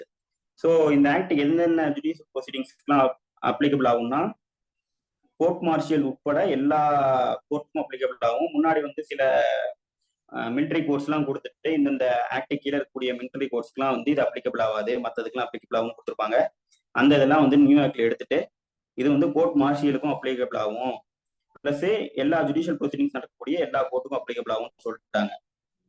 Okay, ஏன்னா இது வந்து மற்ற எல்லா ட்ரிபியூனல்ஸ்க்குலாம் அப்ளிகபிள் ஆகுமானா அங்கெல்லாம் வந்து எவிடன்ஸ் ஆக்டை ஃபாலோ பண்ணனா அந்த ட்ரிபியூனல்ஸ் நடக்கக்கூடிய ப்ரொசீடிங்ஸ்லாம் டிலே ஆயிரும். அதனால அதுக்கெல்லாம் அப்ளிகபிள் ஆகாது. ஜுடிஷியல் ப்ரொசீடிங் நடக்கக்கூடிய கோர்ட்டுக்கு மட்டும்தான் இது அப்ளிகபிள் ஆகும். But not to affidavits presented to any court or officer. அஃபிடவிட்டுக்கு இந்தியன் எவிடன்ஸ் ஆக்ட் அப்ளிகபிள் ஆகுமானா சப்செக்ஷன் 2 வந்து அப்ளிகபிள் ஆகாதுன்னு சொல்லுது. சில எக்ஸப்ஷன்ஸ் இப்போ வந்துடுச்சு, அதை நான் சொல்றேன். Not to proceedings before and arbitrator. So Indian evidence act வந்து எதுக்கு அப்ளிகபிள் ஆகாதுன்னு சொல்லிட்டு 1ல சப்செக்ஷன் 2ல சொல்றாங்கன்னா அஃபிடவிட்ஸ்க்கும் ஆர்பிட்ரேட்டர்ஸ்க்கும் அப்ளிகபிள் ஆகாது. ஆர்பிட்ரேஷன் ப்ரொசீடிங்ஸ்க்கு இந்தியன் எவிடன்ஸ் ஆக்ட் அப்ளை பண்ண முடியாது. இது வந்து நிறைய எக்ஸாம்ல வந்து 1 மார்க்ல கேட்பாங்க, ஃபாலோ பண்ணிக்கோங்க. அஃபிடவிட்ஸ்க்கு அப்ளிகபிள் ஆகுமா இல்லையான்னு சொல்லிட்டு தியரியாவே கேட்கலாம். அஃபிடவிட்ஸ்க்கு வந்து நார்மலா வந்து ஐஏ எல்லாம் வந்து அஃபிடவிட் சப்மிட் பண்ணிட்டு இருந்தோம் முன்னாடிலாம். இப்போ என்ன பண்றோம்னா சீஃப் எக்ஸாமினேஷன் சிவில் கேசஸ்ல ஓரல் எக்ஸாமினேஷன் பண்றோமா இல்ல வந்து அஃபிடவிட்டா போடுறோம்? யாராவது ஆன்சர் பண்றீங்களா? ப்ரூஃப் ஆஃப் அஃபிடவிட் போடுறோம். ப்ரூஃப் அஃபிடவிட் போடுறோம். ஸோ இப்போ நம்ம வந்து ஜென்ரலா வந்துட்டு நம்ம இதுல எவிடன்ஸ் ஆக்ட்ல தான் சொல்லிட்டாங்களே அஃபிடவிட்ன்றது எவிடன்ஸ் கிடையாது அப்படின்றதுக்காக சிவில் கேசஸ்ல சீஃபை வந்து ப்ரூஃப் அஃபிடவிட்டா போட்ட அஃபிடவிட் வந்து எவிடன்ஸா எடுத்துக்க முடியாதுன்னு சொல்லிட முடியுமா?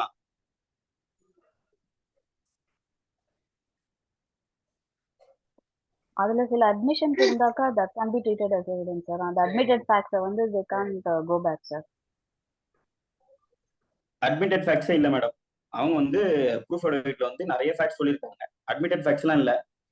மற்றபடி கிராஸ் பண்ணாமவே விட்டுட்டாங்கன்னு வச்சுக்கோங்க. கிராஸ் பண்ணாம விட்டுட்டாங்க ப்ரூஃப் அஃபிடவிட்ட, சேலஞ்சே பண்ணல. அது வந்து எவிடன்ஸா இல்லையா proof affidavit, chief affidavit?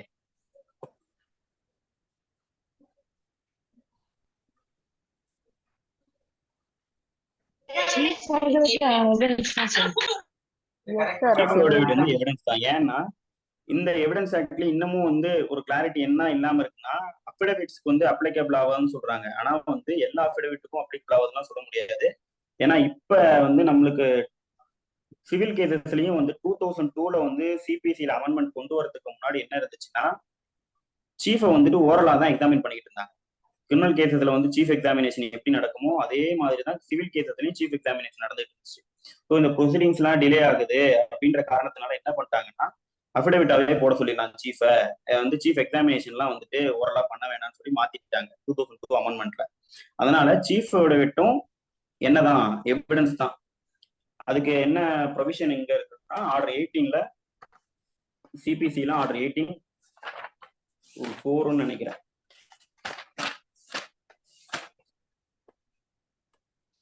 Rule 4 CBC order 18 rule 4 என்ன சொல்லுதுன்னா recording of evidence subsection 1 in every case examination in chief of a witness shall be on affidavit and copies thereof shall be supplied to the opposite party by the party who calls him for evidence. So அதை சரி copies கொடுக்கணும். Examination in chief எதுல தான் இருக்கணும்னு சொல்றாங்கன்னா அஃபிடவிட்டா தான் இருக்கணும் அப்படின்னு சொல்றாங்க. ஸோ சிபிசில 2002ல தான் இந்த ஆர்டர் 18 ரூல் 4ல வந்து அமெண்ட்மெண்ட் கொண்டு வந்திருக்காங்க. அதுக்கு முன்னாடி வரைக்கும் சிவில் கேசஸ்லயும் வந்து சீஃப் என்னவா தான் இருந்துச்சுன்னா ஓரலா தான் இருந்துச்சு. ஸோ அந்த டைம்ல வேணா வந்து இந்த பிரின்சிபல் படி அஃபிடவிட் வந்துட்டு எவிடன்ஸ் ஆக்டுக்கு அப்ளிகபிள் ஆகாதுன்னு சொல்லலாம். இப்ப வந்து இந்த ப்ரூஃப் அஃபிடவிட்டுக்கு அப்ளிகபிள் ஆகுமானா எவிடன்ஸ் ஆக்ட் அப்ளிகபிள் ஆகும். அதையும் நம்ம என்னதான் கன்சிடர் பண்ணணும்னா எவிடன்ஸா தான் கன்சிடர் பண்ணணும், ஓரல் எவிடன்ஸா தான் கன்சிடர் பண்ணணும் proof அஃபிடவிட்டையும்.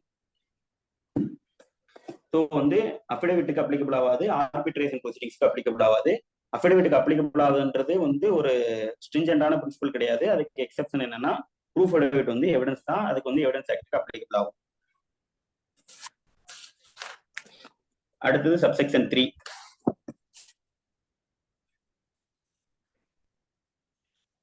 It shall come into force on such date as the central government may by notification in the official gazette appoint. Central government வந்து ஒரு நோட்டிபிகேஷன் விட்டு எந்த டேட்ல வந்து ஆக்ட் கமென்ஸ்மெண்ட் ஆகுதுன்னு சொல்றாங்களோ அந்த டேட்ல இருந்து தான் இந்த பாரதிய சாட்சி அதிநியம் வந்துட்டு கமென்ஸ்மெண்ட்டுக்கு வரும். பாரதிய சாட்சி அதிநியம் வந்து எந்த டேட்ல கமென்ஸ்மெண்ட் ஆகும்னு central government notification விட்டுட்டாங்களா?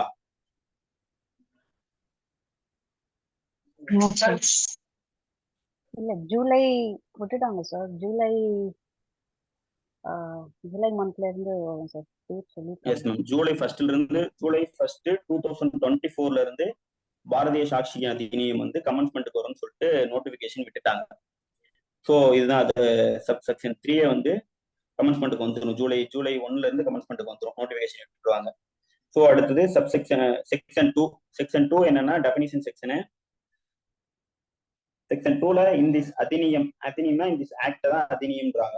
In this Adhiniyam unless the context otherwise requires. எல்லா ஆக்ட்லயுமே வந்து டெஃபினிஷன் கிளாஸ்னு ஒன்று இருக்கும். பேர் ஆக்ட் வந்து புதுசா படிக்க போனீங்கன்னா எல்லா ஆக்ட்லயுமே வந்துட்டு டெஃபினிஷன் கிளாஸ்னு ஒன்று இருக்கும். டெஃபினிஷன் கிளாஸ் என்னன்னா இந்த ஆக்ட்ல நம்ம நிறைய வேர்ட்ஸ் யூஸ் பண்ணிருப்போம் ஒவ்வொரு ஆக்ட்லயுமே. அந்த ஒவ்வொரு வேர்ட்ஸுக்குமே நம்மளுக்கு மீனிங் தெரியாம போகலாம் இடையில படிக்கும் போது. ஃபேக்ட் இஷ்யூம்பாங்க, ரெலவன்ட் ஃபேக்ட்பாங்க, டாக்குமெண்ட்பாங்க, proved, disproved, not proved. So நிறைய வேர்ட்ஸ் யூஸ் பண்ணியிருக்காங்க இல்லையா? அந்த வேர்ட்ஸுக்குலாம் நம்மளுக்கு வந்து மீனிங் தெரியாது. மீனிங் தெரியாத பட்சத்துல நம்ம எந்த ப்ரொவிஷன்ல இருந்து அதுக்கான மீனிங் தெரிஞ்சுக்கணும்னா செக்ஷன் 3 செக்ஷன் 2ல இருந்து தெரிஞ்சுக்கணும். டெஃபினிஷன் கிளாஸ்ல தான் தெரிஞ்சுக்கணும். ஓகேங்களா? செக்ஷன் 2 டெஃபினிஷன் கிளாஸ்ல ஃபர்ஸ்ட் என்ன சொல்றாங்கன்னா, கோர்ட் அப்படின்னா என்ன அப்படின்னு சொல்லி டெஃபினிஷன் சொல்றாங்க. Court includes all judges and magistrate and all persons except arbitrators legally authorized to take evidence. Court includes எதெல்லாம் யாரெல்லாம் கோர்ட்ன்ற மீனிங்குள்ள இன்க்ளூட் ஆவாங்கன்னா, ஜட்ஜஸ் அண்ட் மேஜிஸ்ட்ரேட். ஜட்ஜஸ்னா சிவில் கோர்ட்ல இருக்கக்கூடிய municipal judges, sub judges, district judges, plus வந்து மேஜிஸ்ட்ரேட், கிரிமினல் கோர்ட்டை பொறுத்த வரைக்கும் மேஜிஸ்ட்ரேட்ஸ், அப்புறம் judges means sessions judges. So எல்லா ஜட்ஜஸும் வந்து எந்தெந்த ஜட்ஜஸ்க்குலாம் legally authorise to take evidence இருக்கக்கூடிய பவர் இருக்குதோ அந்தந்த ஜட்ஜஸ் எல்லாமே என்னதான் கோர்ட்ன்ற டெஃபினிஷனுக்குள்ள வந்துருவாங்க இந்த ஆக்டை பொறுத்த வரைக்கும் தான். இது எக்ஸப்ட் ஆர்பிட்ரேட்டர்ஸ் வருவாங்களான்னா, கோர்ட்ன்ற டெஃபினிஷன்ல வருவாங்களான்னா, இந்த பாரதிய சாட்சி அதிநியம் பொறுத்த வரைக்கும் ஆர்பிட்ரேட்டர்ஸ் வந்து கோர்ட்ன்ற டெஃபினிஷன் கீழே வரமாட்டாங்க. இப்போ வந்து பி என்ன சொல்லியிருக்காங்கன்னா, கன்க்ளூசிவ் ப்ரூஃப்னு சொல்லியிருக்காங்க. ஸோ இதுக்கு முன்னாடி வந்து ப்ரெசம்ப்ஷன்ஸை பொறுத்த வரைக்கும் மே ப்ரொசீம், செல்ஃப் ப்ரொசீம், கன்க்ளூசிவ் ப்ரூஃபை வந்துட்டு செக்ஷன் 4ல கொடுத்துருக்காங்க. இப்போ வந்து டெஃபினிஷன் கிளாஸ்லேயே இதையும் ஆட் பண்ணிட்டு என்ன ஆர்டர்ல கொடுத்துட்டாங்கன்னா, டெஃபினிஷன் கிளாஸை ஆல்பபெட் ஆர்டர்ல வந்து அரேஞ்ச் பண்ணி வச்சுட்டாங்க. ஸோ இப்படி நம்ம படிச்சோம்னா கன்க்ளூசிவ் ப்ரூஃப்கான மீனிங்கை நம்ம தெரிஞ்சுக்க முடியுமானா தெரிஞ்சுக்க முடியாது. கன்க்ளூசிவ் ப்ரூஃபோட மீனிங்கை நம்ம வந்து ஃபுல்லா புரிஞ்சுக்கணும்னா மே ப்ரொசீம்னா என்ன, செல்ஃப் ப்ரொசீம்னா என்னன்னு தெரிஞ்சுக்கணும். அது எங்க இருக்குன்னா 2Hல மே ப்ரொசீம் இருக்கு, 2Lல வந்து செல்ஃப் ப்ரொசீம் இருக்கு. ஸோ மே ப்ரொசீமும் செல்ஃப் ப்ரொசீமும் என்ன அப்படின்னு நம்ம வந்து ஃபர்ஸ்ட் பார்த்தோம்னா தான் கன்க்ளூசிவ் ப்ரூஃப்னா என்ன அப்படின்னு நம்ம தெரிஞ்சுக்க முடியும். ஸோ அதை பார்த்துட்டு நம்ம வந்து கன்க்ளூசிவ் ப்ரூஃப்னா என்னன்னு தெரிஞ்சுக்குவோம். அதுக்கு முன்னாடி நம்ம பேசிக்கா தெரிஞ்சுக்க வேண்டிய ஃபேக்ட்னா என்ன, ஃபேக்டிங் இஷ்யூனா என்ன, டாக்குமெண்ட்னா என்னன்னு தெரிஞ்சுக்கணும். ஸோ ஃபர்ஸ்ட் ஃபேக்ட்னா என்ன அப்படின்னு சொல்லி நம்ம தெரிஞ்சுக்கலாம். யாராவது ஃபேக்ட்னா என்ன அப்படின்னு சொல்லி யாராவது சொல்லுங்க. சும்மா நார்மலா ஒரு ஃபேக்ட்னா என்னன்னு சொல்லுவோம். எதை வந்து ஃபேக்ட்னு சொல்லுவோம்?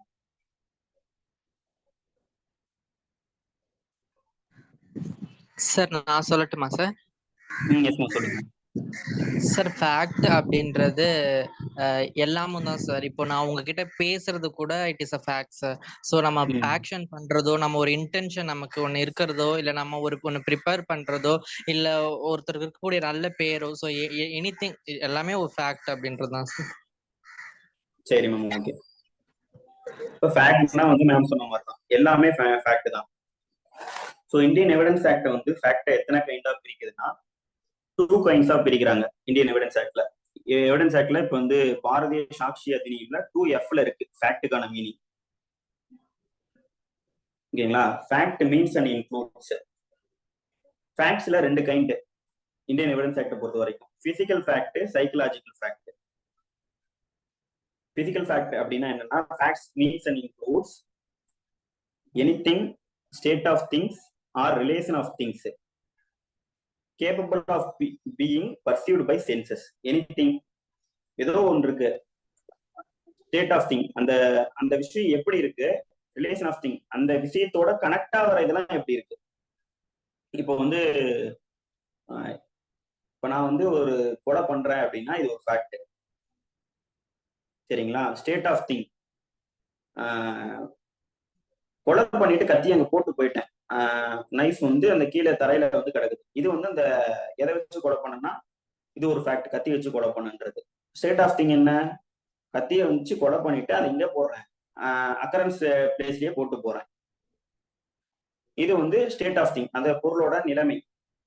அடுத்து ரிலேஷன் ஆஃப் திங்ஸ், அந்த பொருள்ல வந்துட்டு பாத்தீங்கன்னா அந்த கத்தியில வந்து ரத்தம் படிஞ்சு கிடக்குது, அந்த ரத்தம் படிஞ்சு கிடக்குற ரத்தம் வந்துட்டு பி பாசிட்டிவ் பிளட். அந்த பி பாசிட்டிவ் பிளட் தான் வந்து டிசீஸ் ஆனார் இல்லையா, இறந்து போனவரோட உடம்போட ரத்தமும் வந்துட்டு பி பாசிட்டிவ் தான், 2 ரத்தமும் ஒரே ரத்தம் தான். இது ரிலேஷன் ஆஃப் திங்ஸ். ஸோ ஒரு ஃபேக்ட்னா என்ன, anything, state of thing, relation of thing, perceived by senses. இதெல்லாம் நம்ம எதன் மூலமா பர்சீவ் பண்ணோம்? நான் வந்து எனிதிங், கத்தி வச்சு குத்துனான்றது எதை வச்சு தெரிஞ்சுக்கலாம்? ஒருத்தர் வந்து ஐ விட்னஸ் வந்து கண்ணால பார்த்தா தெரிஞ்சுக்கலாம். ஓகேங்களா? ஸ்டேட் ஆஃப் திங், அந்த கத்தி வந்து கீழே கிடக்குதுன்றதை எதை வச்சு தெரிஞ்சுக்கலாம்? அதையும் ஒருத்தர் கண்ணால பார்க்கும்போது தெரிஞ்சுக்கலாம். ரிலேஷன் ஆஃப் திங், அது பி பாசிட்டிவ் பிளட்டா இல்லையான்ட்டு நம்ம வந்து எக்ஸ்பர்ட் ஒப்பீனியன் அனுப்பி தெரிஞ்சுக்குவோம். இது வந்து சென்சஸ் மூலமா இல்லை, இது வந்து எக்ஸ்பர்ட் எவிடன்ஸ், இது வேற. ஸோ ரிலேஷன் ஆஃப் திங்ஸ்னா வந்து இது இவர் மேல குத்தின அப்புறம் தான் அந்த கத்தியில ரத்தம் படிச்சுன்றது ஒரு ரிலேஷன் ஆஃப் திங்ஸ்னு வச்சுக்குவோம். ஸோ இது எல்லாமே என்னன்னா வந்துட்டு ஃபேக்ட்ஸ் தான். இதெல்லாம் எதன் மூலமா நான் வந்து உணர்றேன் அப்படின்னா, எதன் மூலமா பர்சீவ் பண்றேன்னா, என்னோட 5 சென்சஸ்ல ஒரு சென்ஸான கண்ணு மூலமா நான் வந்துட்டு உணர்ந்துருக்கேன். So anything, state of thing, relation of thing perceived by senses. So சென்சஸ்னா என்னன்னா, நான் சொன்ன மாதிரி கண்ணு மூலமா பாக்குறதும் சரி, காது மூலமா கேட்கறதும் சரி, நான் ஸ்மெல் மூலமாவோ இல்ல டேஸ்ட் மூலமாவோ இல்ல வந்துட்டு டச் மூலமாவோ ஃபீல் பண்ணி தெரிஞ்சுக்கிறது எல்லாமே என்னன்னா சென்சஸ் மூலமா நம்ம தெரிஞ்சுக்கிறதா. இந்த சென்சஸ் மூலமா தெரிஞ்சுக்கக்கூடிய எல்லா விஷயமே நம்ம என்ன மீனிங்குள்ள வரும்னா ஃபேக்ட்ன்ற மீனிங்குள்ள வரும். ஓகேங்களா? ஃபேக்ட்னா என்னன்னா anything, state of thing, relation of thing perceived by senses அப்படின்றது இது வந்துட்டு ஒரு ஃபேக்ட், ஃபேக்டோட ஒரு கைண்ட். இதெல்லாம் எதன் மூலமா தெரிஞ்சுக்கிறேன்? நான் பிசிக்கலா தெரிஞ்சுக்கிறேன்னா, கண்ணு மூலமா தெரிஞ்சுக்கிறேன்னா, பார்த்து தெரிஞ்சுக்கிறேன்னா, இதெல்லாம் வந்துட்டு பிசிக்கல் ஃபேக்ட்ஸ். அடுத்தது 2 தான் என்னன்னா சைக்கலாஜிக்கல் ஃபேக்ட். சைக்கலாஜிக்கல் ஃபேக்ட் என்னன்னா any mental condition of which any person is conscious.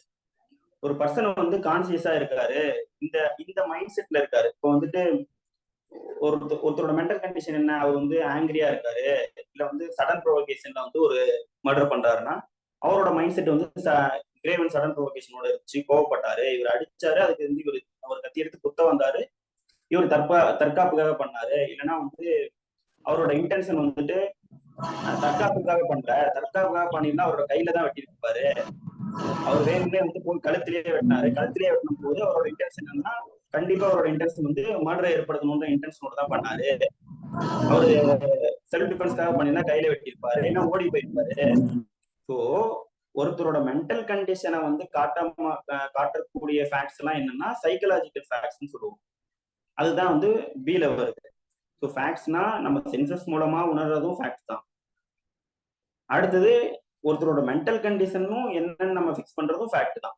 So 2 என்னன்னா any mental condition of which any person is conscious. கான்சியஸா இருக்கக்கூடிய ஒரு பர்சனோட மென்டல் கண்டிஷன் என்ன அப்படின்னு தெரிஞ்சுக்கிறதும் வந்து ஃபேக்ட் தான். ஸோ அதான் fact means and includes anything, state of thing, relation of thing perceived by senses, any mental condition of which any person is conscious. இதுவும் வந்துட்டு ஃபேக்ட்ன்ற மீனிங்குள்ள வந்துடும். ஸோ ரொம்ப பேசிக்கா போறோம்னு நினைக்க வேண்டாம். இது எல்லாருமே இருக்கீங்க இல்லையா, ஸ்டூடெண்ட்ஸ் இருக்காங்க, ஃபர்ஸ்ட் டைம் எக்ஸாம் அட்டன் பண்றவங்க இருக்காங்க, லாஸ்ட் டைம் வைவா வரைக்கும் போனவங்க இருக்கீங்க, எல்லாருமே இருக்கீங்க. அதனால வந்துட்டு பேசிக்கா இருக்குன்னு நினைக்க வேண்டாம், எல்லாருக்குமான இன்புட்ஸ்னே இருக்கும். நான் வீக்லி டெஸ்ட் வைக்கும் போது வந்துட்டு மெயின்ஸ் ஓரியன்டா தான் வைப்பேன். மெயின்ஸ் வந்து நல்லா தெரிஞ்சவங்கன்னா பார்க்காம எழுதுங்க. இல்ல நான் வந்து இப்பதான் வந்து ஃபர்ஸ்ட் டைம் நான் ப்ரிப்பரேஷனே ஆரம்பிக்கிறேன் அப்படின்னா, நான் ஜட்மெண்ட் ரைட்டிங் வீக்லி ஒரு ஜட்மெண்ட் கொடுத்துருவேன். அந்த ஜட்மெண்ட்டை நீங்க போயிட்டு வந்துட்டு புதுசா வரவங்க வந்து பார்த்து கூட ட்ரை பண்ணுங்க, நெட்ல சர்ச் பண்ணி எழுதுங்க, புக்கை ரெஃபர் பண்ணுங்க. ஆனா ஜட்மெண்ட்டை நீங்க எப்படியோ ஒன்று வந்து கம்ப்ளீட் பண்ணி எழுதி வந்து காமிச்சிக்கணும். வீக்லி ஒரு ஜட்மெண்ட். இந்த வாரம் சிவில்னா அடுத்த வாரம் கிரிமினல், அந்த மாதிரி ஓரியன்டா கொண்டு போயிடுவேன். கிளாஸஸ் வந்து நான் என்னன்னா யாருக்கெல்லாமே ஒண்ணுமே புரியாதவங்க இருப்பாங்கல்ல, நான் புதுசா படிக்கிறேன் அப்படின்னா அவங்களுக்கும் புரியன்ற அளவு தான் நடத்தி ஆகணும். அதனால கொஞ்சம் ஆல்ரெடி கிளியர் பண்ணவங்க அதெல்லாம் கொஞ்சம் வந்து என்னோட செஷனை கொஞ்சம் பேர் பண்ணிக்கோங்க. இல்லஸ்ட்ரேஷன்ஸ் பொறுத்த வரைக்கும் there are certain objects arranged in certain order. So சில பொருட்கள்லாம் சில வரிசையில அடுக்கப்பட்டிருக்கு அப்படின்றது ஃபேக்ட். இதை நம்ம எதை வச்சு தெரிஞ்சுக்கிறோம்?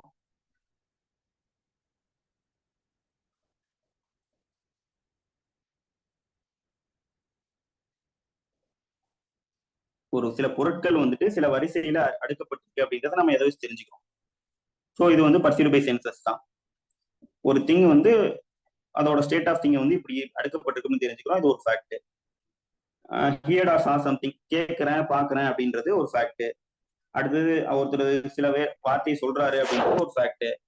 அடுத்தது ஒருத்தர் குட் ஃபெய்த்ல இருக்காரு, ஒருத்தர் ஃப்ராடலண்ட் இன்டென்ஷனோட இருக்காரு, இதெல்லாம் வந்து அவரோட மென்டல் கண்டிஷன் இல்லையா, இதுவும் வந்துட்டு ஒரு ஃபேக்ட். இல்லஸ்ட்ரேஷன்ஸ். ஸோ இல்லஸ்ட்ரேஷன்ஸ்லாம் நீங்களே படிச்சுக்கலாம், படிச்சாலே புரியும். இதுதான் ஃபேக்ட். ஃபேக்ட் இன் இஷ்யூ அப்படின்னா என்ன? ஃபேக்ட் இன் இஷ்யூ அப்படின்னா என்னன்னா, நிறைய ஃபேக்ட்ஸ் இருக்கும், பிளைண்ட்ல இருக்கும், ரிட்டன் ஸ்டேட்மெண்ட்ல இருக்கும். அது நான் ஏற்கனவே சொல்லுவேன், எந்த பாயிண்ட்ல பிளைண்டிஃபும் டிஃபெண்டன்ட்டும் டிஃபர் ஆகுறாங்களோ அந்த பாயிண்ட்டுக்கு பேர் தான் வந்து ஃபேக்ட். அந்த பாயிண்ட்டுக்கு ஆன்சர் தரக்கூடிய, அந்த கொஸ்டினுக்கு ஆன்சர் தரக்கூடிய ஃபேக்ட்ஸ் தான் ஃபேக்ட் இஷ்யூ. இது சிவில் கேசஸை பொறுத்த வரைக்கும். கிரிமினல் கேசஸ்ல எது ஃபேக்ட் இஷ்யூவா இருக்கணும்னா, இப்ப நிறைய இருக்கும். நான் டிஃபென்ஸ் என்ன அக்யூஸ்ட் டிஃபென்ஸ் எடுப்பாருன்னா, அலிபி ப்ளீ எடுப்பாரு, இல்லைன்னா வந்து நான் கிரேவ் அண்ட் சடன் ப்ரொவோகேஷன் மூலமா பண்ணம்பாரு, செல்ஃப் டிஃபென்ஸ்க்காக பண்ணம்பாரு, இல்லை நான் பண்ணவே இல்லம்பாரு. ஸோ இதே ப்ராசிக்யூஷன் என்ன சொல்லுவாங்க, செல்ஃப் டிஃபென்ஸ்க்காக எல்லாம் பண்ணல, வந்து இவரே தான் வாண்டடா கொலை பண்ணாருன்னு சொல்லுவாங்க ப்ராசிக்யூஷன்ல. இல்ல கிரேவ் அண்ட் சடன் ப்ரொவோகேஷன்ல வந்து கல்பபிள் ஹோமிசைட்ல கொண்டு வரதுக்காக அக்யூஸ்ட் வந்து இந்த டிஃபென்ஸ் எடுத்தாருன்னா ப்ராசிக்யூஷன் என்ன சொல்லுவாங்க, கிரேவ் அண்ட் சடன் ப்ரொவோகேஷன் எல்லாம் பண்ற, அவர் வந்து நல்ல கிளியரான மைண்ட் செட்ல தான் இருந்தாரு, வாலண்டரியா தான் கொலை பண்ணாருன்னு சொல்லுவாங்க. அடுத்தது கத்தி வச்சு கொலை பண்ணாருன்னு இவங்க சொன்னாங்கன்னா, கத்தி இல்ல, கத்தி வந்து இந்த சென்டிமீட்டர்ல இருந்த கத்தியா இந்த எம்ஓவா இருந்துச்சுன்னா இவ்வளவு தூரம் ஆழமா போயிருக்கும், இவ்வளவு தூரம் கிழிச்சிருக்காது, இவ்வளவு தூரம் ஆழமா போயிருக்குன்னு ப்ராசிக்யூஷன் சொல்லுவாங்க. இல்ல இந்த கத்தி வச்சு கொலை பண்ணியிருந்தா இவ்வளவு ஆழமா போகாது, இந்த கத்தி வந்துட்டு அவ்வளவு ஷார்ப் வெப்பன் கிடையாது அப்படின்ற மாதிரி டிஃபென்ஸ் அக்யூஸ் சைடு எடுப்பாங்க. ஸோ கிரிமினல் கேஸோ சிவில் கேஸோ ப்ராசிக்யூஷன் சைடும் அக்யூஸ்ட் சைடும் எந்த இடத்துல டிஃபர் ஆகுறாங்களோ அந்த டிஃபர் ஆகிறதுக்கு ஆன்சர் தரக்கூடிய ஃபேக்ட்ஸ் எல்லாமே ஃபேக்ட் இன் இஷ்யூ. சிவில் கேஸ்ல வந்து பிளைன்டிஃபும் டிஃபெண்டன்டும் எந்த இடத்துல டிஃபர் ஆகுறாங்களோ அந்த டிஃபர் ஆகிறதுக்கு ஆன்சர் தரக்கூடிய ஃபேக்ட்ஸ் எல்லாமே fact in issue. So evidence ஆக்ட்ன்றது criminal லாக்கும் பொருந்தக்கூடியது தான், சிவில் லாக்கும் பொருந்தக்கூடிய ஒன்று தான். அதை நான் சொல்லலை, மைண்ட்ல வச்சுக்கோங்க. ஸோ ஃபேக்ட் இன் இஷ்யூன்றது சிவில் கேசஸ்ல எப்படி வரும், கிரிமினல் கேசஸ்ல எப்படி வரும்னு சொல்லிட்டேன். இஷ்யூஸ்க்கு ஆன்சர் தரக்கூடிய ஃபேக்ட்ஸ் எல்லாம் ஃபேக்ட் இன் இஷ்யூ.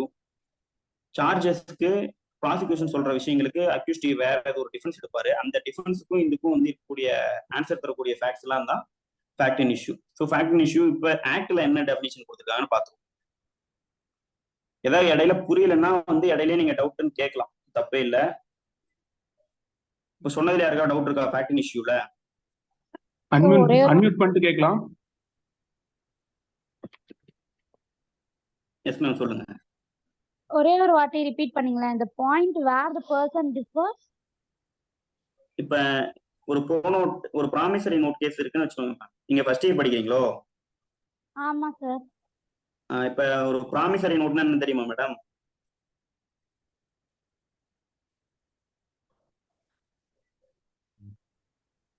செக்னா என்னன்னு தெரியுமா? தெரியும் சார். செக் இருக்குன்னு வச்சுக்கோங்க. செக் கேஸ் வந்துட்டு ஒருத்தர் கம்ப்ளைண்ட் போடுறாரு. ஓகே. அக்யூஸ்ட் என்ன டிஃபென்ஸ் எடுக்கிறாருன்னா, இதுல இருக்கிற சிக்னேச்சர் என்னதுலன்னு சொல்றாரு. இவங்க ரெண்டு பேரும் எந்த இடத்துல மேம் டிஃபர் ஆகுறாங்க?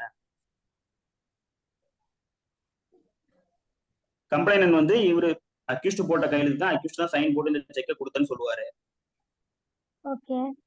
அக்யூஸ்ட் கம்ப்ளைண்ட் இப்படி சொல்லுவாரு. அக்யூஸ்ட் என்ன சொல்லுவாருன்னா, இந்த சைன் வந்து என்னதோடது இல்ல, எக்ஸிகியூஷன் வந்து நான் பண்ணல அப்படின்னு சொல்லுவாரு. ஸோ வந்து இந்த இடத்துல வந்து பாயிண்ட் ஃபார் டிட்டர்மினேஷன் என்னன்னா, இந்த கேஸ்ல வந்துட்டு வெதர் அந்த செக்ல இருக்கக்கூடிய சிக்னேச்சர் வந்துட்டு அக்யூஸ்டோட தான் இல்லையா அப்படின்றது ஒரு பாயிண்ட் ஃபார் டிட்டர்மினேஷன் தானே. இதுக்கு ஆன்சர் பண்ற மாதிரி தான் ரெண்டு பேரும் எவிடன்ஸ் சூட் ஆகும். அதுக்கு தானே விட்டாகணும். ஏன்னா அட்மிட் ஃபேக்ட்ஸ்க்கு நம்ம வந்து ப்ரூவ் பண்ணவே தேவையில்லை. இது எந்த இடத்துல டிஃபர் ஆகுறாங்களோ அதுக்கு தான் நம்ம வந்து எவிடன்ஸ் கொடுக்கணும். அப்படின்ற போது இந்த கொஸ்டினுக்கு ஆன்சர் தர மாதிரி கூடிய இந்த கொஸ்டின் தான் இஷ்யூ. இந்த இஷ்யூக்கு ஆன்சர் தரக்கூடிய ஃபேக்ட்ஸ் தான் வந்து fact issue madam. Okay sir. புரிஞ்சுங்களா? Okay sir. சரி மேடம். வேற யாருக்காவது டவுட்ஸ் இருக்கா?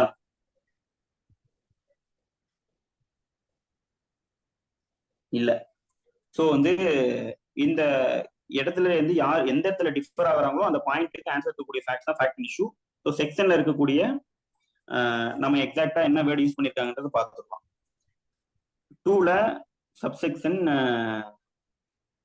ஜில கொடுத்துருக்காங்க. 1ல clause G. Fact in issue means and includes any fact from which either by itself or in connection with some other facts the existence non existence.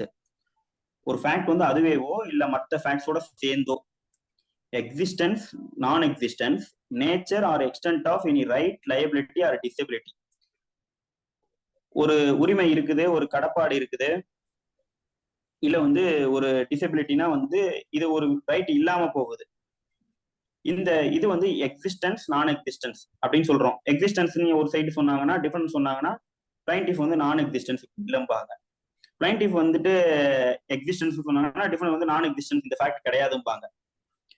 அதுதான் இந்த existence வந்து accept பண்றது, deny பண்றது. Accepted or deny in any suit or proceedings. ப்ரொசீடிங்ஸ்னா criminal proceedings mean பண்றாங்க. சூட்னா civil cases. In any suit or proceeding necessarily follows. So எந்தெந்த சூட்லயும் கிரிமினல் ப்ரொசீடிங்ஸ்லயும் ஒரு ஃபேக்டை வந்து எக்ஸிஸ்டன்ஸ் சொல்லி ஒரு சைடு அசெப்ட் பண்ணா இன்னொரு சைட்ல டினை பண்றாங்களோ, இல்ல வந்து ஒரு ரைட்டை வந்து அசெப்ட் பண்ணி இப்படி இருக்குது, இந்த ரைட் இருக்குது, இந்த நேச்சர் இந்த எக்ஸ்டென்ட் இருக்குன்னு ஒரு சைடு சொன்னா ஒருத்தர் அசெப்ட் பண்றாங்க, இன்னொருத்தர் வந்து டினை பண்றாங்க. இல்ல வந்து ஒரு விஷயம் நான் எக்ஸிஸ்டன்ஸ், நான் வந்து இந்த இடத்துலயே இல்ல, நான் வந்து சம்பவம் நடக்கிறப்ப நான் சீன் ஆஃப் அக்கரன்ஸ் இல்ல, நான் அமெரிக்கால இருந்துன்னு ஒருத்தர் சொல்றாரு, அலிபி பிளே எடுக்கிறாரு. ஓகேங்களா? ஆனா வந்து இல்ல அவர் இங்கதான் இருந்தாலும் ப்ராசிக்யூஷன்ல சொல்றாங்க. இதை வந்து ஒரு சைடு அசெப்ட் பண்ணுவாங்க, ஒரு சைடு டினை பண்ணுவாங்க. ப்ராசிக்யூஷன்ல அசெப்ட் பண்ணாங்கன்னா இந்த நான் எக்ஸிஸ்டன்ஸை வந்து யார் அசெப்ட் பண்ணுவாங்கன்னா அக்யூஸ்ட் அசெப்ட் பண்ணுவாரு. இவங்க ப்ராசிக்யூஷன் வந்து டினை பண்ணுவாங்க, இல்ல இங்கதான் இருந்திருப்பாங்க. ஸோ ஒரு சைடு அசெப்ட் பண்ணி இன்னொரு பார்ட்டி வந்து டினை பண்ணி அந்த அதுக்கு ஆன்சர் தரக்கூடிய ஃபேக்ட்ஸ்லாம் எந்த ஃபேக்ட்ஸோ அதுக்கு பேர் தான் ஃபேக்ட் இன் இஷ்யூ. அதனாலதான் செக்ஷன் 5 ஆஃப் எவிடன்ஸ் ஆக்டும் சரி, கார்டினல் ரூல்ஸ் ஆஃப் எவிடன்ஸ்லயும் சரி, ஃபர்ஸ்ட் பிரின்சிபல் என்னன்னா evidence must be given on fact in issue. எந்த இடத்துல டிஃபர் ஆகுறாங்களோ அதுக்கு ஆன்சர் தரக்கூடிய ஃபேக்ட்ஸ் தான் வேணும். இதுதான் ஃபேக்ட் இன் இஷ்யூ. எக்ஸ்பிளனேஷன் என்னன்னா whenever under the provisions of the law for the time being before relating to the civil procedure the court records an issue of fact, the fact to be accepted or denied in the answer to such issue is a fact in issue. இது வந்து சிபிசில வந்து issue frame பண்ணும்போது இஷ்யூக்கு answer தரக்கூடிய facts தான் வந்து fact இன் இஷ்யூஸ்னு சொல்றாங்க. இது நம்ம ஆல்ரெடி வந்து முன்னாடி பார்த்த அந்த மெயின் கிளாஸ்ல இருக்கக்கூடிய செக்ஷன்ஸோட எக்ஸ்பிளனேஷன் தான் இது. அதே தான் ரிப்பீட் பண்ணியிருக்காங்க. இல்லஸ்ட்ரேஷன்ஸ் மோஸ்ட்லி உங்களுக்கு ஏதாவது வந்து இதுல நீங்க மெயினா எங்கடா செக்ஷன் பை செக்ஷனா போகுதுன்னு நீங்க நினைக்காம, செக்ஷன் பை செக்ஷனா போகும்போது ஒவ்வொரு வேர்டையும் நான் எப்படி கார்னர் பண்றேன், ஈச் வேர்டுக்கு வந்து எவ்வளவு இம்பார்ட்டன்ஸ் போகுது அப்படின்றத நீங்க அனலைஸ் பண்ணீங்கனாலே நீங்க ஒவ்வொரு ஆக்டையுமே நீங்களே தனியா படிச்சிருவீங்க. ஒவ்வொரு வார்த்தைக்குமே வந்து பேராக்டை பொறுத்த வரைக்குமே இம்பார்ட்டன்ஸ் இருக்கும். ஒவ்வொரு வார்த்தைக்கும் ஏன் இந்த இடத்துல இந்த வேர்டு யூஸ் பண்ணியிருக்காங்கன்ற மீனிங்குள்ள போயிட்டு நீங்க பாட்டுக்கு ஃபுல்லா வரிசையா படிச்சுட்டு போகாம ஒவ்வொரு வார்த்தைக்குமே நீங்க இன்டர்பிரேஷன் கொடுக்க ஆரம்பிச்சிட்டீங்கன்னா நீங்க எல்லா ஆக்டையுமே ஈஸியா படிக்க ஆரம்பிச்சிருவீங்க. உங்களுக்கு ஈஸியாவும் இருக்கும், படிக்க மறந்தும் போகாது. வந்து உட்காந்து மக்கப்லாம் பண்ணவே தேவையில்லை, ஈஸியா புரிஞ்சுட்டே போயிட்டே இருக்கலாம். ஸோ இல்லஸ்ட்ரேஷன் ஃபேக்ட் இன் இஷ்யூக்கு என்னன்னா A is accused of murder of B. A வந்துட்டு பிஏ கொலை பண்ணதா case. At is trial the following facts may be in issue. இந்த ட்ரையல்ல எதெல்லாம் வந்துட்டு ஃபேக்ட் இன் இஷ்யூனா that A caused B death. இது ஃபர்ஸ்ட் ஃபேக்ட் இன் இஷ்யூ. இதுல என்னவா இருக்குன்னா ஏ வந்து பியோட மரணத்தை விளைவித்தார் அப்படின்றது ஃபேக்ட் இன் இஷ்யூ. அப்ப ஏ காஸ்ட் பி டெத்தா, அப்ப வந்து ஏ என்ன சொல்லுவாரு, அக்யூஸ்ட் நான் வந்து கொல்லலாம் பாரு. பி என்ன பண்ணுவாரு, இல்ல ஏதான் பினா வந்து பிக்கு சப்போர்ட்டா யார் இருப்பாங்கன்னா ப்ராசிக்யூஷன் சைடு இருப்பாங்க. அவங்க என்ன சொல்லுவாங்க, ஏன்னா பி இறந்துட்டார் இல்லையா, அவருக்கு சப்போர்ட்டா ப்ராசிக்யூஷன் சைட்ல என்ன சொல்லுவாங்கன்னா இல்ல அவருக்கு தான் கொலை பண்ணாருப்பாங்க. ஸோ இங்க ஒரு விஷயத்த என்ன பண்றாங்கன்னா எக்ஸிஸ்டன்ஸை வந்துட்டு அசெப்ட் பண்றாங்க ஒரு சைடு, இன்னொரு சைடு டினை பண்றாங்க. அதே தான் ரெண்டாவது இல்லஸ்ட்ரேஷன் பாருங்க. That A intended to cause B's death.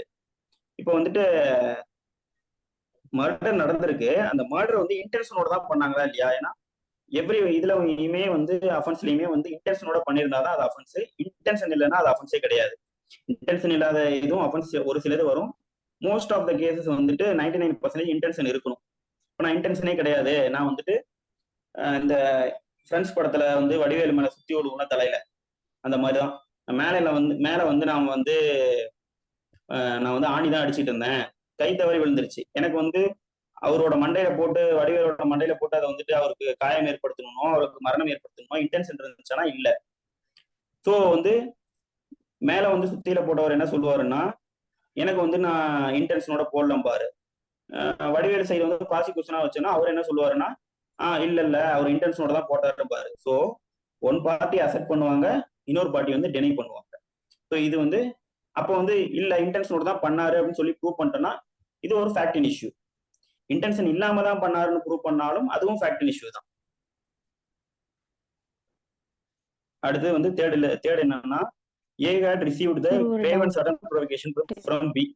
ஏ வந்து பி வந்து ஏவோட ஃபேமிலி பத்தி ரொம்ப தப்பா பேசினாரு, அதனாலதான் வந்து ஏ வந்து பி கொண்டாரு அப்படின்னு சொல்லி அக்யூஸ்ட் சொல்லி அவர் வந்து அவரோட பனிஷ்மெண்ட்டை லெசர் பண்றதுக்காக கல்பபிள் ஹோமிசைட்ல culpable homicide not coming to மர்டர்னு கொண்டு வரதுக்காக இந்த டிஃபென்ஸ் எடுத்தாருன்னா ப்ராசிக்யூஷன் சைட்ல இல்ல அந்த மாதிரிலாம் எதுவும் நடக்கல அப்படின்னு சொல்லுவாங்க. ஸோ ஒன் பார்ட்டி அசெப்ட் பண்ணி இன்னொரு பார்ட்டி வந்து டினை பண்ணாங்கன்னா அதுதான் வந்து ஃபேக்ட் இஷ்யூ. அது லாஸ்ட் இல்லஸ்ட்ரேஷன் என்ன இருக்குன்னா, ஏ வந்து கொலை பண்ணும் போது வந்துட்டு அன்சோன் மைண்டா இருந்தாரு. அன்சோன் மைண்டா இருந்தா அவருக்கு வந்து புத்தி சுவாதீனம் இல்லாத இருந்துச்சுன்னா அவர் வந்து ஜெனரல் எக்ஸெப்ஷன்ஸ் கீழே வந்துருவாரு. அன்சோன் மைண்டுனால வந்து அவர் அக்யூட்டல் கொடுத்துருவாங்க.